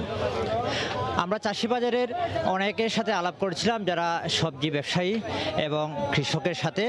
তারা যেটুকু জানিয়েছেন যে তারা ভোর হওয়ার আগেই, মধ্যরাত থেকেই তারা তাদের সবজি ক্ষেত থেকে তাদের সবজি তারা সংগ্রহ করতে শুরু করেন এবং ভোরের আলু ফোটার সাথে সাথেই তারা এই বাজারে নিয়ে আসেন। হবিগঞ্জের চাষি বাজারে সবজি যেমন টাটকা পাওয়া যায়, সেই ক্ষেত্রে সবজির দামও তুলনামূলকভাবে অনেকটা কম, যার জন্য এখানে ক্রেতা এবং ব্যবসায়ীরা এখানে ভিড় করেন। পাইকারি ক্রেতার সাথে সাথে এখানে খুচরা ক্রেতারাও আসেন টাটকা সবজি নেওয়ার জন্য। হবিগঞ্জের এই বাজারে হবিগঞ্জ জেলার শায়েস্তাগঞ্জ এবং বিরামচর, তারপর বহুলা, গোপায়া, ধুলিয়াখাল, মাহমুদপুর সহ আশপাশের বিভিন্ন গ্রামের কৃষকরা এই বাজারে সবজি নিয়ে আসেন এবং তাদের উৎপাদিত সবজি এখানে বিক্রি করে তারা দীর্ঘদিন থেকে তাদের ব্যবসা চালিয়ে যাচ্ছেন। তো আমি সবজি ব্যবসায়ীদের সাথে কথা বলেছিলাম, তারা যেটুকু জানিয়েছেন যে সবজির বাজার এখন অন্যান্য মাসের তুলনায় এখানে সবজি কমেই বিক্রি হচ্ছে। বিশেষ করে আলু বিক্রি হচ্ছে 25 টাকা কেজি, টমেটো 12 টাকা, পুঁই শাক 15 টাকা, লাল শাক 25 টাকা, ঝিঙ্গে 40 টাকা, চিচিঙ্গা 25 টাকা, মিষ্টি কুমড়া 50 টাকা, পেঁপে 16 টাকা, ডাটা 12 টাকা এবং লতা 40 টাকা করে তারা বিক্রি করছেন। হবিগঞ্জ জেলার বানিয়াচং, নবীগঞ্জ, তারপর শায়েস্তাগঞ্জ, লাখাই সহ বিভিন্ন উপজেলার পাইকারি ক্রেতারা এখান থেকে সবজি নিয়ে যান এবং এখানে সবজি বিশেষ করে বিষমুক্ত সবজি হিসাবে জেলার সব জায়গায় বিশেষ করে পরিচিত রয়েছে, যার জন্য এই সবজির কদর সারা জেলায় আছে। আমরা সবজি ব্যবসায়ীদের সাথে কথা বলেছিলাম, তারা জানালেন যে করোনার কারণে সবজি অন্যান্য বছরের তুলনায় এবার সবজির দাম কিছুটা বেশি হলেও এখানে টাটকা সবজি পাওয়া যায়, যার জন্য ক্রেতারা সবসময় এখানে ভিড় জমান। আমাদের সামনে অনেকেই ছিলেন যারা খুচরা ক্রেতা, তারাও জানালেন যে আমরা এখানে আসি যে এখানে টাটকা সবজি পাওয়া যায় এবং এই টাটকা সবজির কারণে এখানে সবাই আসেন। আসলে আমাদের আরেকটি বিষয় আপনাকে জানিয়ে রাখি যে করোনার কারণে যে লকডাউন চলছে, এই লকডাউনে সবজি ব্যবসায়ী বা ক্রেতারা যারা আছেন তাদের অনেকে স্বাস্থ্যবিধি এখানে মানছে না। অনেকে মনে করছেন যে ভোরবেলা এখানে যারা আসেন তারা অনেকে মাস্ক ছাড়া আসেন, যার জন্য এখানে তারা মাস্ক বা অন্য স্বাস্থ্যবিধি না মেনে চলছেন। তো এই ছিল হবিগঞ্জের সবজি বাজার থেকে সর্বশেষ। রাফি। হবিগঞ্জের সবজি বাজারের সর্বশেষ নিয়ে যুক্ত হয়েছিলেন সহকর্মী রাশেদ আহমদ খান। ঝালকাঠিতে সম্প্রতি পূর্ণিমার জোয়ারের পানিতে তরমুজ ক্ষেত তলিয়ে যাওয়ায় মাঠেই নষ্ট হয়ে যাচ্ছে আধা পাকা ফলন। লাভের আশায় লাখ লাখ টাকার ঋণ নিয়ে এখন দিশেহারা কৃষক। ক্ষতির কথা স্বীকার করে কৃষি বিভাগ বলছে পরামর্শ দিয়ে কৃষকদের পাশে দাঁড়িয়ে ক্ষতি পুষিয়ে নেওয়ার চেষ্টা চলছে। ঝালকাঠি প্রতিনিধির পাঠানো তথ্য, ছবিতে রিপোর্ট। ঝালকাঠির রাজাপুর উপজেলার বিষখালী নদীর পাড়ের গ্রাম মানকি সুন্দর। এই গ্রামের ৮ কৃষক মিলে ১০ একর জমিতে তরমুজের বড় আবাদ করেন। সাথে আরো ১০ জন দিনমজুরের অক্লান্ত শ্রমে মাঠে হেসে ওঠে তরমুজের ফলন। কিন্তু পূর্ণিমার জোয়ারের পানিতে সেই হাসি কান্নায় পরিণত হয়। ঋণের টাকায় পুঁজি খাটিয়ে ৬০ লাখ টাকার তরমুজ বিক্রির আশা দুঃস্বপ্নে রূপ নিয়েছে। গত কবছর ধরে বেশ লাভজনক হওয়ায় জেলার চরাঞ্চলে ছোট ছোট দল বেঁধে চাষিরা তরমুজ চাষের প্রকল্প গড়ে তোলেন। বন্যার কারণে অন্তত আমাদের ৬-৭ লক্ষ টাকা খরচা হয়ে গেছে। তারপর যে মাল আছে এতে কি হবে না হবে তা বলা যাবে না। আমরা আশা করছিলাম যে ৫০-৬০ লক্ষ টাকার মানে তরমুজ বিক্রি করবো, তো এই বন্যার কারণে আমাদের অনেক লস হয়ে গেছে। পানি একদিন পর নেমে গেলেও বেশিরভাগ তরমুজের গাছের গোড়া নষ্ট হয়ে গেছে। এতে আকারে বড় হবে না ফলনের একটি বড় অংশ। এটা কমসে কম ১২ কেজি হইতো। এই বন্যার কারণে গাছটা মারা যাওয়ার ফলে এই তরমুজটা আর বলতে পারছি না। যা আছে আল্লাহর রহমতে বিপদ না হইলে দেখি কত উপার্জন করতে পারে। শুধু মানকি সুন্দর গ্রামের তরমুজই নয়, বন্যার কবলে পড়েছে সদর উপজেলার পোনাবালিয়া, বিনয়কাঠি, ধানসিঁড়ি, রাজাপুর উপজেলার সাঙ্গর, শুক্তাগড়, কেওতা, পালট সহ কাঠালিয়া ও নলছিটি উপজেলায় তরমুজ চাষ। কৃষি বিভাগ ক্ষতির কথা স্বীকার করে বন্যাসহ বৈরী আবহাওয়ার কবল থেকে চরাঞ্চলের তরমুজ রক্ষায় বাঁধ নির্মাণ জরুরি বলে জানায়। আমরা চাষিদের পাশে থেকে চাষিদের বিভিন্ন সময় রোগ পোকামাকড় তাদের চাষাবাদে পরামর্শ দিয়ে আসছি। যদি ভেরিবাদী নিশ্চয়তা দেওয়া যায় তাহলে এই চাষটা আগামী বছর আমার মনে হয় প্রায় ৭০ হেক্টর আবাদ হবে। জেলায় এবছর ৩৫ হেক্টর জমিতে তরমুজ চাষ হয়েছে। হেক্টর প্রতি ফলনের লক্ষ্যমাত্রা ধরা হয়েছে ৩০ থেকে ৩৫ মেট্রিক টন। সময় সংবাদ, ঝালকাঠি। নগর সান্তাহার বাইপাস বাজারে বেড়েছে মাছের সরবরাহ। সান্তাহার বাইপাস বাজার থেকে মাছের কেনা বেচার খবর জানাতে যুক্ত হচ্ছেন সহকর্মী MR রকি। সরাসরি চলে যাচ্ছে তার কাছে। রকি। রাব্বি, আপনাকে ধন্যবাদ। আর কয়েকদিন রয়েছে হাতে গোনা রোজা। ঠিক এই আগ মুহূর্তে কিন্তু এই মাছের আড়তে বিপুল পরিমাণ মাছের সরবরাহ আমরা লক্ষ্য করছিলাম। পুকুর জলাশয়গুলো থেকে কিন্তু এখন মাছ বেশি তোলা হচ্ছে। আপনি জানেন শুষ্ক মৌসুমের আগ মুহূর্তে কিন্তু অনেক পুকুর শুকিয়ে যায়। এ কারণে মাছ চাষি যারা তারা কিন্তু মাছ তুলে এনে এখন এই আড়তে বিক্রির জন্য তারা সরবরাহ বেরিয়েছেন। তবে গেল ১০-১২ দিন থেকে কিন্তু মাছের সরবরাহ বিপুল পরিমাণ হওয়ার কারণে দরের জায়গাটায় কিন্তু অনেকটাই নিচে নেমে গেছে বলছেন এখানকার মাছ চাষিরা। এবং মাছের এবছর কিন্তু যারা মাছ চাষ করেন তাদের যে স্বপ্ন ছিল তা অনেকটাই কাঙ্ক্ষিত দরের জায়গা থেকে তার অনেক দূরে সরে থাকছেন, এমন কথা কিন্তু মাছ চাষিদের মুখ থেকে আমরা পাচ্ছিলাম। আজকের বাজার ব্যবস্থায় যদি একটু বলি, প্রতি কেজি রুই এখানে বিক্রি হচ্ছে 1 কেজি পরিমাণের 110 থেকে 120 টাকা। সিলভার কাপ বা পাঙ্গাস জাতীয় দেশীয় যেসব চাষ করা মাছ রয়েছে এই জাতীয় মাছের কিন্তু দর খুবই নিম্ন দর। এখানে গত 2 সপ্তাহের ব্যবধানে 1 কেজি পাঙ্গাস বিক্রি হচ্ছে 85 থেকে 90 টাকা। সিলভার কাপ জাতীয় 1 কেজি ওজনের মাছ বিক্রি হচ্ছে 85 থেকে 90 বা 92 টাকা কেজিতে। তবে এরকম একটি দর কিন্তু সাধারণ ক্রেতাদের ভিতর প্রচন্ড আমরা ভালো একটি লক্ষ্য করছিলাম। তারা বলছেন যে অনেকদিন পর মাছের কম দরে তারা মাছ কিনতে পারছেন। কিন্তু চাষি যারা তারা কিন্তু বলছেন যে এবছর কিন্তু তাদের উৎপাদন ব্যবস্থায় বড় ধরনের বিনিয়োগ করে ব্যাপকভাবে লোকসানের শিকার হচ্ছেন। তারা যে স্বপ্নটা দেখেন যে বিগত দিনগুলোতে মাছ চাষ করে একটা ভালো মুনাফা ঘরে তুলবেন, মাছের বিশেষ করে খাদ্যের যে দর এই দরের জায়গাটাই তারা কিন্তু এখন আর কাঙ্ক্ষিত দর পাচ্ছেন না। এই ক্ষেত্রে তাদের মাছের যেসব ফিড রয়েছে, খাবার রয়েছে, মাছ চাষ করার জন্য উপকরণ, এসবের দর কিন্তু কমানোর কথা বলছেন। তারা বলছেন যে এরকম প্রতি দফায় দফায় মাছের দর কমে যাওয়ার কারণে তাদের যে স্বপ্ন তা কিন্তু আর তারা পূরণ করতে পারছেন না। তবে এই জেলায় কিন্তু বিগত বছরগুলো থেকে মাছ চাষের যে পরিধি তা আস্তে আস্তে বাড়ছে এবং প্রতিটা জেলার উপজেলাগুলোতে বিপুল পরিমাণ পুকুর খননের কারণে কিন্তু গেল 5-6 বছর ধরেই কাঙ্ক্ষিত যে মাছের উৎপাদন তার থেকে কিন্তু অনেক বেশি এখানে মাছ চাষ করা হচ্ছে। এবং জেলার খাদ্য মৎস্য অফিস বলছে ৭৮,০০০ মেট্রিক টন এ জেলায় বার্ষিক মাছ উৎপাদন করা হয়ে থাকে, কিন্তু সেই তুলনায় কিন্তু এখানে প্রায় 85,000 মেট্রিক টন বার্ষিক মাছ উৎপাদন করা হয়ে থাকে এবং প্রতি বছর মাছের উৎপাদন বাড়ছে এবং মাছ চাষিরা কিন্তু কাঙ্ক্ষিত দর না পাওয়ার কারণে তারা কিন্তু অনেকটাই হতাশ। তারা বলছেন যে খাদ্যের দর যদি কমানো হয় তাহলে কিন্তু তাদের এই স্বপ্নটা কিছুটা হলেও পূরণ হবে। অন্যদিকে সাধারণ ক্রেতাদের ভিতর কিন্তু মাছ এবার কম দরে পাচ্ছে, এমন পাওয়ার কারণে তারা বেশ খুশি। তো রাব্বি, এই ছিল নওগাঁর বাইপাস সান্তার আড়তে মাছ কেনা বেচার খবর আমার কাছে। নগর সান্তার বাইপাস বাজার থেকে সরাসরি যুক্ত হয়েছিলেন সহকর্মী এমআর রকি। ইচ্ছে শক্তির কাছে হার মানে দারিদ্র্য। কুমিল্লার মনোহরগঞ্জের যমজ ভাইয়ের এমন সাফল্য যেন তাই প্রমাণ করে। অটোচালক দরিদ্র বাবার 2 সন্তান এবার মেডিকেল ভর্তি পরীক্ষায় সাফল্যের সঙ্গে উত্তীর্ণ হয়েছে। আরিফ শরীফের সাফল্য গাথা এখন দেশ জুড়ে আলোচনায়। তাদের আশা, দেশবাসীর সেবা করে যেন শোধ করতে পারে ঋণ। বাহার রায়হানের তথ্য, ছবিতে রিপোর্ট। এ যেন অসাধ্যকে সাধন কিংবা স্বপ্নের সিঁড়ি বেয়ে ওপরে ওঠার সফল প্রচেষ্টা। কুমিল্লার মনোহরগঞ্জ উপজেলার প্রত্যন্ত মানরা গ্রামের যমজ ভাই আরিফুল ও শরীফুলের সাফল্যে এমন অভিব্যক্তি পরিবারের সদস্য ও স্বজনদের। আরিফুল ইসলাম সারা দেশে 822তম হয়ে ময়মনসিংহ মেডিকেলে, শরীফ 1186তম হয়ে চট্টগ্রাম মেডিকেল কলেজে ভর্তির সুযোগ পেয়েছেন। কষ্ট করে পড়াশোনা করছি, যাতে দরিদ্র আমরা অবশ্যই দরিদ্র মানুষের অভাব অনটন বুঝি, ভালো ডাক্তার হই। দরিদ্র মানুষ চিকিৎসা সেবা থেকে বঞ্চিত, ভালো চিকিৎসা পায় না, তাদের ইনশাল্লাহ চিকিৎসা করব। তাদের বাবা পেশায় অটোরিকশা চালক। তার দাবি, দারিদ্র্যের কষাঘাত ছুঁয়েছেন তিনি, তবুও ধৈর্য আর সাহসের সঙ্গে পথ চলেছেন। আর্থিক অনটন কখনো বাধা হয়ে দাঁড়াতে পারেনি সন্তানদের পড়াশোনার ক্ষেত্রে। যখন থেকে কেজি স্কুলে আমি তাদেরকে পড়াইতাম তখন থেকে তারা মোটামুটি স্কুলে মেধাবী হিসেবে পরিচিত ছিল। তারা দুজনেই আসলে সিদ্ধান্ত নিয়েছে যে তারা ডাক্তার হওয়ার স্বপ্ন দুজনের মধ্যে জাগছে।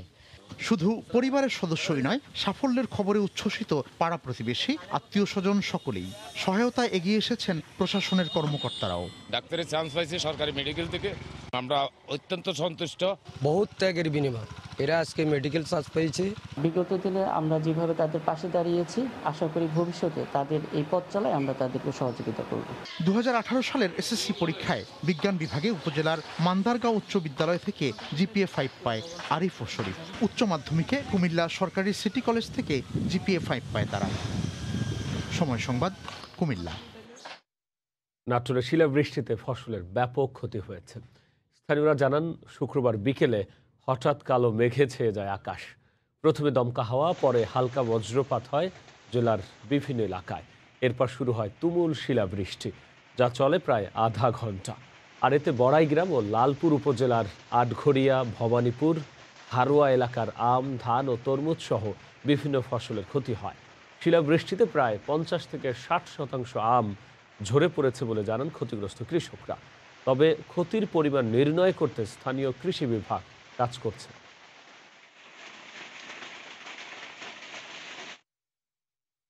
এ বিষয়ে আরো জানাতে নাটোরের ভবানীপুরে আছেন আল মামুন। সরাসরি চলে যাচ্ছি তার কাছে। মামুন, রাব্বি, যে বিষয়টি আপনি বলছিলেন যে গতকালকে বিকেল 5টার পর থেকে আসলে নাটোর সদরের আংশিক, বড়াইগ্রামের উপজেলা এবং লালপুরের আংশিক এলাকা দিয়ে বৃষ্টির পাশাপাশি প্রায় আধা ঘন্টার উপরে শিলাবৃষ্টি বয়ে যায়। এই শিলাবৃষ্টিতে আমি এখন যেখানে রয়েছে আপনাদেরকে দেখানোর চেষ্টা করছি বড়াইগ্রাম উপজেলার হারোয়ার মোল্লাপাড়া বিলে, এই ভবানীপুর মোল্লাপাড়া বিলে যেখানে রয়েছে, এই বিলটাতে প্রায় 1000 বিঘার উপরে জমি রয়েছে। এই বিলের বিশেষ করে যেটি বাঙ্গি, ভুট্টা, গম, এটা বড় ধরনের ক্ষতিগ্রস্ত হয়েছে। এর প্রেক্ষিতে যেটি বলে যে বাঙ্গিগুলো আপনারা দেখতে পাচ্ছেন, এটি রমজান মাস উপলক্ষে কৃষকরা আবাদ করেছিলেন এবং আর কয়েকদিন পরে কিন্তু এই বাঙ্গিগুলা মাঠ থেকে রমজান মাস উপলক্ষে দেশের বিভিন্ন জায়গায় যেত। সেই বিষয়গুলা কিন্তু কৃষকের সেই স্বপ্নগুলো একেবারে ধূলিসাৎ করে দিয়েছে। এছাড়া যে বিষয়টি বড়াইগ্রাম উপজেলার আটঘরিয়া, ভবানীপুর, হারোয়া, লালপুরের ওয়ালিয়া ইউনিয়ন এবং বাগাতিপাড়ার যেই অংশগুলো, আমের কিন্তু একটি বড় ধরনের ক্ষতি হয়েছে। এখানে কৃষি বিভাগের এখনো কোনো কর্মকর্তা তারা আসেনি, কিন্তু এখন তারা এখানে ক্ষতির নিরূপ বা ক্ষতির পরিমাণ এখনো কিন্তু তারা নির্ণয় করতে আসেনি। তবে স্থানীয় কৃষকদের সাথে আমি কথা বলে যেটুকু জেনেছি, তারা কিন্তু বলেছেন যে এই এলাকাগুলো 50 থেকে 60% আম এবং এই এলাকাগুলোতে শতভাগ বাঙ্গি একেবারে নষ্ট হয়ে গেছে, সেগুলো তোলার মতো না, আর তোলার মতন একেবারে তারা তুলতে পারবে না, শেষ হয়ে গেছে। যেটুকু বলতে পারি আমি, এই স্থানীয় কৃষি বিভাগ যেটি জানিয়েছে, চলতি বছর কিন্তু বড়াইগ্রাম উপজেলায় 582 হেক্টর আমের আবাদ হয়েছে। এখানে 9,312 মেট্রিক টন আমের উৎপাদনের আশা করছিল শুধুমাত্র বড়াইগ্রাম উপজেলা থেকে কৃষি বিভাগ, কিন্তু সেই উৎপাদন কিন্তু এবার হবে না। এছাড়া লালপুর উপজেলা 1,805 হেক্টরেতে 27,075 মেট্রিক টন আম উৎপাদনের আশা করা হয়েছিল এবং লালপুর উপজেলা সেই আম উৎপাদনও কিন্তু বাধাগ্রস্ত হবে। এছাড়া যে বিষয়টি চলছে, এই উপজেলাগুলোতে ধানের একটি বড় ধরনের ক্ষতি হয়েছে। চলতি বছর কিন্তু জেলায় ইরি বড় মৌসুমে 59,500 মেট্রিক টন ধান উৎপাদনের লক্ষ্যমাত্রা নির্ধারণ করেছে স্থানীয় কৃষি বিভাগ। এছাড়া এর মধ্যে 52,388 মেট্রিক টন মেট্রিক টন ধান উৎপাদন হয়েছে। সেই ধানের কিন্তু একটি বড় ধরনের বাধাগ্রস্ত হবে বলে কৃষকরা সেটি জানিয়েছেন। এখানে যে বিষয়টা দেখতে পাচ্ছি, শত শত কৃষক যেটি সকালবেলা থেকে এসে দেখছি তাদের দুঃখ দুর্দশার কথা বলছেন। তারা বলছেন যে তাদের যে স্বপ্ন, এই মাঠের স্বপ্ন, এই শিলাবৃষ্টিতে বড় ধরনের ক্ষতি হয়েছে। গত বছর কিন্তু শিলাবৃষ্টি হলেও এই পরিমাণ ক্ষতি হয়নি। স্থানীয় কৃষকরা যেটি জানিয়েছেন, প্রায় 8 মাস পর কিন্তু এই এলাকায় বৃষ্টিপাত হয়েছে এবং বৃষ্টিপাতের প্রথম দিনে কিন্তু শিলাবৃষ্টিতে তাদের বড় ধরনের এই ক্ষতি হয়েছে। তবে এই ক্ষতির পরিমাণ কৃষি বিভাগ না আসার কারণে তারা এখনো হতাশার মধ্যে রয়েছে। রাব্বি, এই ছিল আমার কাছে শিলাবৃষ্টির সর্বশেষ। নাটোরের ভবানীপুর থেকে সরাসরি যুক্ত হয়েছিলেন সহকর্মী আল মামুন। ডোজ করোনার ভ্যাকসিন প্রয়োগের মাইল ফলক স্পর্শ করল ফ্রান্স। এরপরেই দেশটির স্বাস্থ্য বিভাগ জানিয়েছে টিকা কার্যক্রমের গতি আরও বাড়ানোর লক্ষ্যে স্টেডিয়াম সহ বিভিন্ন স্থানে আরও বুথ স্থাপন করা হবে। এদিকে ফ্রান্স জুড়ে মাসব্যাপী লকডাউনের প্রথম সপ্তাহ অতিক্রমের পর করোনা পরিস্থিতির কিছুটা উন্নতির চিত্র লক্ষ্য করা গেছে। তবে বাংলাদেশ কমিউনিটিতে এখনও প্রতিনিয়তই বাড়ছে বহু মানুষ। প্যারিস থেকে আরও জানিয়েছেন সহকর্মী লুৎফুর রহমান বাবু। ফ্রান্সে করোনা ভ্যাকসিনের প্রথম ডোজ গ্রহণের 1 কোটির মাইলফলক স্পর্শ করেছে। দেশটির স্বাস্থ্য বিভাগ থেকে জানানো হয়েছে, প্রথম ডোজের করোনার ভ্যাকসিন গ্রহণ করেছেন 1 কোটি মানুষ, যা মোট জনসংখ্যার 15%, আর দ্বিতীয় ডোজ গ্রহণ করেছেন 34 লাখের কাছাকাছি মানুষ। সরকারের তরফ থেকে আগেই জানানো হয়েছিল এই মাস থেকেই করোনার ভ্যাকসিনের কার্যক্রমের গতি আরও বাড়ানো হবে। ইতিমধ্যে দেশটির জাতীয় স্টেডিয়াম সহ অনেক জায়গায় করোনা ভ্যাকসিন প্রদানের কেন্দ্র খোলা হয়েছে। এদিকে করোনার সংক্রমণ রুখতে মাসব্যাপী দেশ জুড়ে লকডাউনের প্রথম সপ্তাহ অতিক্রম করার পর করোনার সংক্রমণের হার কিছুটা কমেছে, এমন চিত্রই লক্ষ্য করা গেছে। অন্যদিকে সার্বিকভাবে ফ্রান্সে করোনা সংক্রমণের হার কমলেও বাঙালিপাড়ায় এখনো করোনা সংক্রমণের হার কমেনি। আমাদের বাংলাদেশি কমিউনিটিতে কিন্তু এখনো অনেক এফেক্টেডের সংখ্যা অনেক বেশি, যেটা আমাদের জন্য সত্যিই খুবই দুঃখজনক। আশা করব সামাজিকতা এবং পারিপার্শ্বিকতার দিক বিবেচনা করে যার যার অবস্থান থেকে সবাই নিরাপত্তামূলকভাবে কাজ করে যাব, এবং এও বলছি যে আমরা যেন আর আগামীতে এরকম একটা পরিবেশ ফিরে না পাই। আর লকডাউন কিংবা কারফিউ সাধারণ মানুষ যাতে মানেন, সেক্ষেত্রে আইন শৃঙ্খলা রক্ষাকারী বাহিনীর তৎপরতা আগের তুলনায় বেড়েছে অনেক বেশি। এদিকে আগামী মাসের মাঝামাঝি কিংবা পরবর্তীতে অবস্থা বিবেচনা করে দেশটির বার রেস্টুরেন্ট খুলে দেওয়ার সম্ভাবনা রয়েছে, এমন খবরে কিছুটা আশার আলো দেখছেন সাধারণ মানুষজন। মাসব্যাপী লকডাউনের 1 সপ্তাহ অতিক্রম করার পর যে হারে করোনার সংক্রমণে উন্নতি ঘটছে তা যেন স্থিতিশীল থাকে, এমন প্রত্যাশাই সাধারণ মানুষের। মোহাম্মদ লুৎফুর বাবু, সময় সংবাদ, প্যারিস। করোনার কারণে দীর্ঘদিন ধরেই আয়ারল্যান্ডে বন্ধ রয়েছে জিম। তবে বিভিন্ন পার্ক, খেলাধুলার মাঠ সহ খোলা স্থানে থাকা স্বাস্থ্য ভালো রাখার উপকরণগুলো ব্যবহার করছেন দেশটির সাধারণ মানুষ। এর মাধ্যমে আইরিশদের পাশাপাশি নিজেদের ফিটনেস ঝালিয়ে নিচ্ছেন প্রবাসী বাংলাদেশিরাও। করোনার মধ্যেও এমন সুবিধা পেয়ে খুশি স্থানীয় বাসিন্দা এবং প্রবাসীরা। আয়ারল্যান্ড থেকে সৈয়দ জুয়েলের রিপোর্ট। প্রথম দেখায় মনে হতে পারে ছোটখাটো একটা জিম, কিন্তু আসলে এটি পার্ক এবং খেলার মাঠের চিত্র। বহু বছর আগে থেকেই আয়ারল্যান্ডের খোলা জায়গাগুলোতে নাগরিকদের শরীর চর্চার জন্য তৈরি করা হয় এসব সরঞ্জামাদি। করোনার কারণে দীর্ঘ লকডাউনে বন্ধ আয়ারল্যান্ডের জিমগুলো।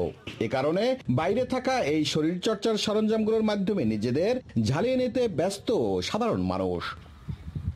এমন সুবিধা থাকায় খুশি দেশটিতে বসবাসরত প্রবাসী বাংলাদেশিরাও। লকডাউনের এ সময় ঘরে অলস সময় না কাটিয়ে নিজেদের ফিটনেস ঝালিয়ে নিচ্ছেন অনেকে। এই সময়টুকু আমরা শুধু ঘরে বসে সময় না কাটিয়ে আমরা প্রতিদিন যেন আমাদের পরিবার পরিজন নিয়ে একটু মুক্ত বাতাসে বের হই এবং শরীরচর্চাটাকে নিয়মিত করার অভ্যাস গড়ে তুলি। এবং যারা নিয়মিত জিমে যেতেন তাদের জন্য রয়েছে কিছু সুব্যবস্থা। এখানকার পার্কগুলোতে রয়েছে সরকার কর্তৃক কিছু ফ্রি ইনস্ট্রুমেন্টের ব্যবহারের সুযোগ। আমরা সবাই সেই ইনস্ট্রুমেন্টগুলো খুব সহজেই ব্যবহার করতে পারি এবং আমাদের নিয়মিত শরীরচর্চাকে আমরা অব্যাহত রাখতে পারি। ইউরোপের যে দেশগুলো নাগরিকদের সেবা দেওয়ার ক্ষেত্রে এগিয়ে, তাদের মধ্যে আয়ারল্যান্ড অন্যতম। সাধারণ মানুষের সুবিধা দিতে দেশটির সরকার প্রতি বছরই বিপুল অর্থ ব্যয় করে। সৈয়দ জুয়েল, সময় সংবাদ, আয়ারল্যান্ড। করোনা সংক্রমণ রোধে ইউরোপ থেকে যাত্রী প্রবেশে অস্থায়ী নিষেধাজ্ঞা দিয়েছে বাংলাদেশ সরকার। আর এতে বাংলাদেশে না আসতে পেরে ভোগান্তিতে পড়েছেন অনেক জার্মান প্রবাসী বাংলাদেশি। অনেকেই টিকিট কেটে তা আবার ফেরত দিতে বাধ্য হচ্ছেন। আর এতে ক্ষতির সম্মুখীন হচ্ছে ট্রাভেল এজেন্সিগুলো। জার্মানি থেকে বিটু বড়ুয়া রিপোর্ট। সময়ের সঙ্গে পাল্লা দিয়ে লকডাউনের মধ্যেও জার্মানিতে বেড়েই চলেছে করোনার সংক্রমণ। এমন পরিস্থিতিতে শঙ্কিত দেশটির স্থানীয় বাসিন্দা সহ প্রবাসী বাংলাদেশিরা। তবে ইউরোপে দীর্ঘদিনের লকডাউনের ধকল কাটাতে পরিবারের সঙ্গে পহেলা বৈশাখ কিংবা ঈদ উদযাপন করতেই অনেকেরই পরিকল্পনা ছিল বাংলাদেশে যাওয়ার, কিন্তু জার্মানি সহ কয়েকটি দেশ থেকে বাংলাদেশ ভ্রমণে নিষেধাজ্ঞা আরোপে বিপাকে জার্মান প্রবাসীরাও। করোনার প্রভাবের এটার জন্য আমরা অনেক ইউরোপিয়ান অনেক যাত্রীরাই আমরা বিপদের মুখে পড়ব। আমার নিজেরও ব্যাংকে কিছু কাজ ছিল, তাছাড়া সামনে রমজান মাস ছিল, ঈদ ছিল, সবকিছু মিলিয়ে আসলে নিজেও বিপাকে আছি। খুব ইচ্ছা ছিল যে এবারে রোজার ঈদটা অন্তত দেশে করি।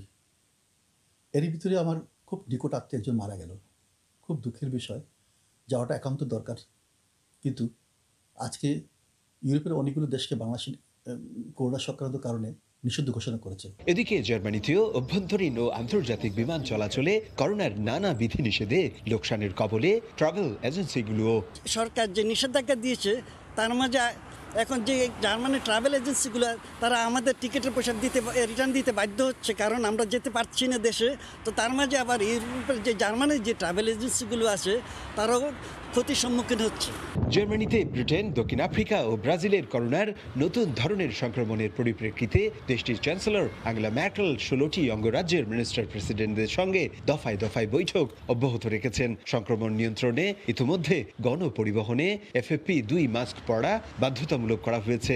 সেই সঙ্গে টিকা প্রদান কার্যক্রমও অব্যাহত রেখেছে জার্মান প্রশাসন। জার্মানির বার্লিন থেকে বিটু বড়ুয়া, সময় সংবাদ। এক বছর আগে পানিতে পড়ে যাওয়া মোবাইল ফেরত পাওয়া গেল খরায়। অর্ধ শতকের মধ্যে সবচেয়ে ভয়াবহ খরায় তাইওয়ানের সানমুন লেকের পানি শুকিয়ে যাওয়ায় মোবাইল ফোনটি ফিরে পেলেন মালিক। তবে আশ্চর্যের বিষয় হলো, দীর্ঘ এ সময় পানির নিচে থাকার পরও পুরোপুরি অক্ষত রয়েছে ওই ফোনটি। 56 বছরের মধ্যে এত শুকনো প্রকৃতি দেখেনি তাইওয়ানবাসী। রেকর্ড ভাঙা এই খরায় শুকিয়ে গেছে বড় বড় জলাশয়। খাখা করছে চারিদিক, পানির জন্য কেবলই হাহাকার। প্রকৃতির এই রূঢ় রূপে সবাই অতিষ্ঠ হলেও অন্তত একজনের জন্য খুশির বার্তা নিয়ে এসেছে এই খরা। হ্রদ শুকিয়ে বেরিয়ে এলো 1 বছর আগে পানিতে ডুবে যাওয়া একটি মোবাইল ফোন, তাও আবার অক্ষত অবস্থায়।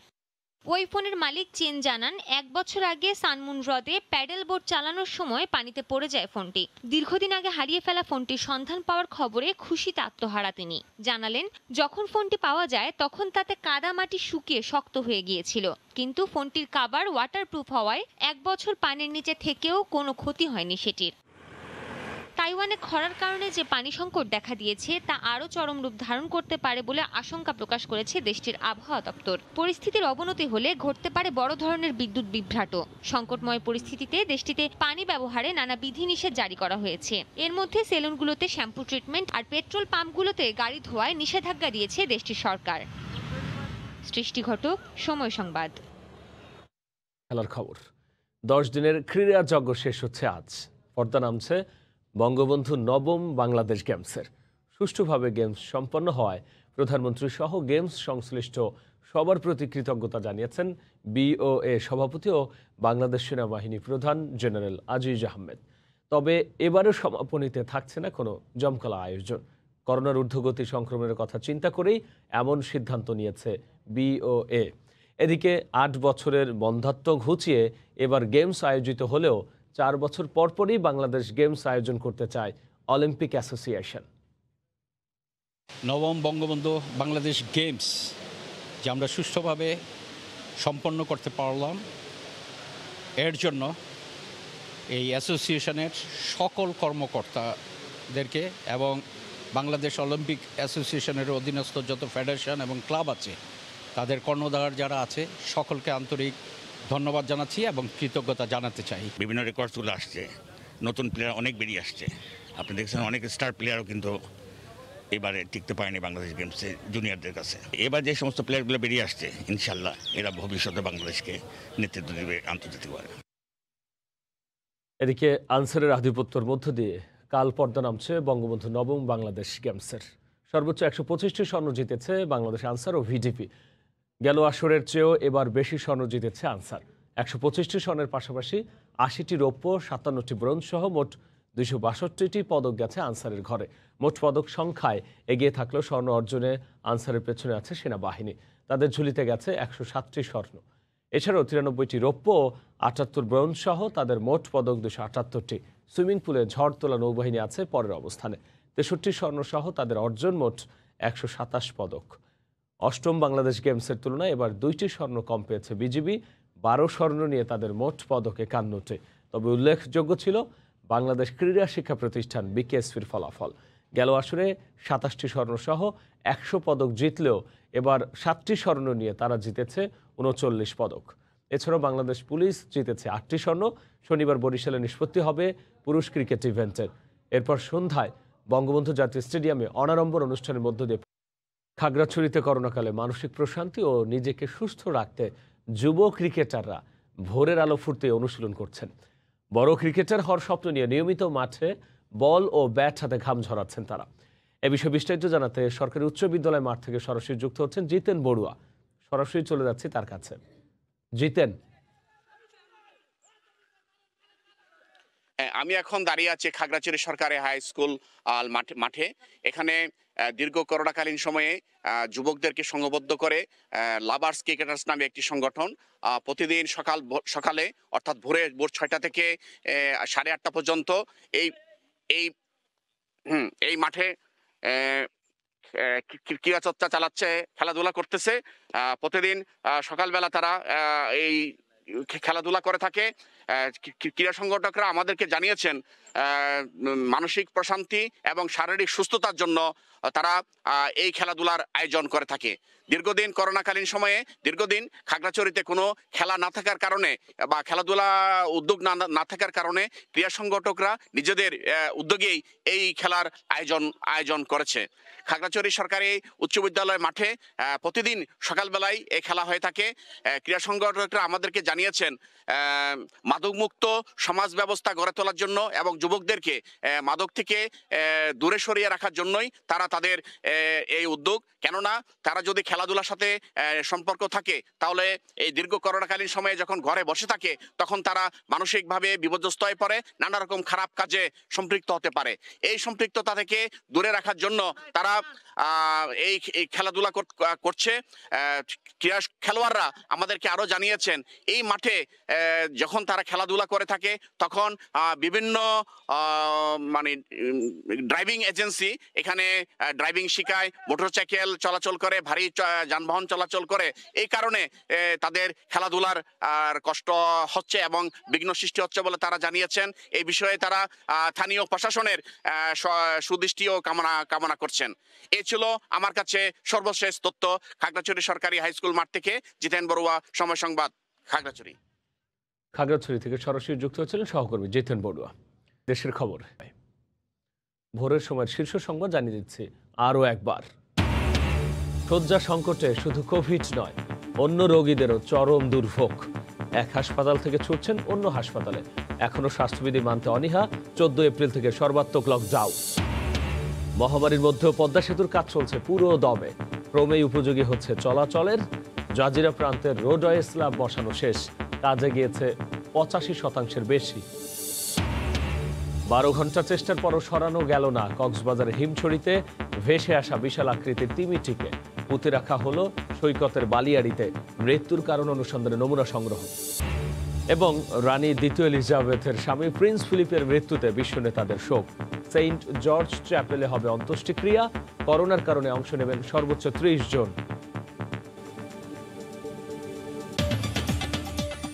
এই ছিল ভোরের সময়, সঙ্গে থাকুন সময়।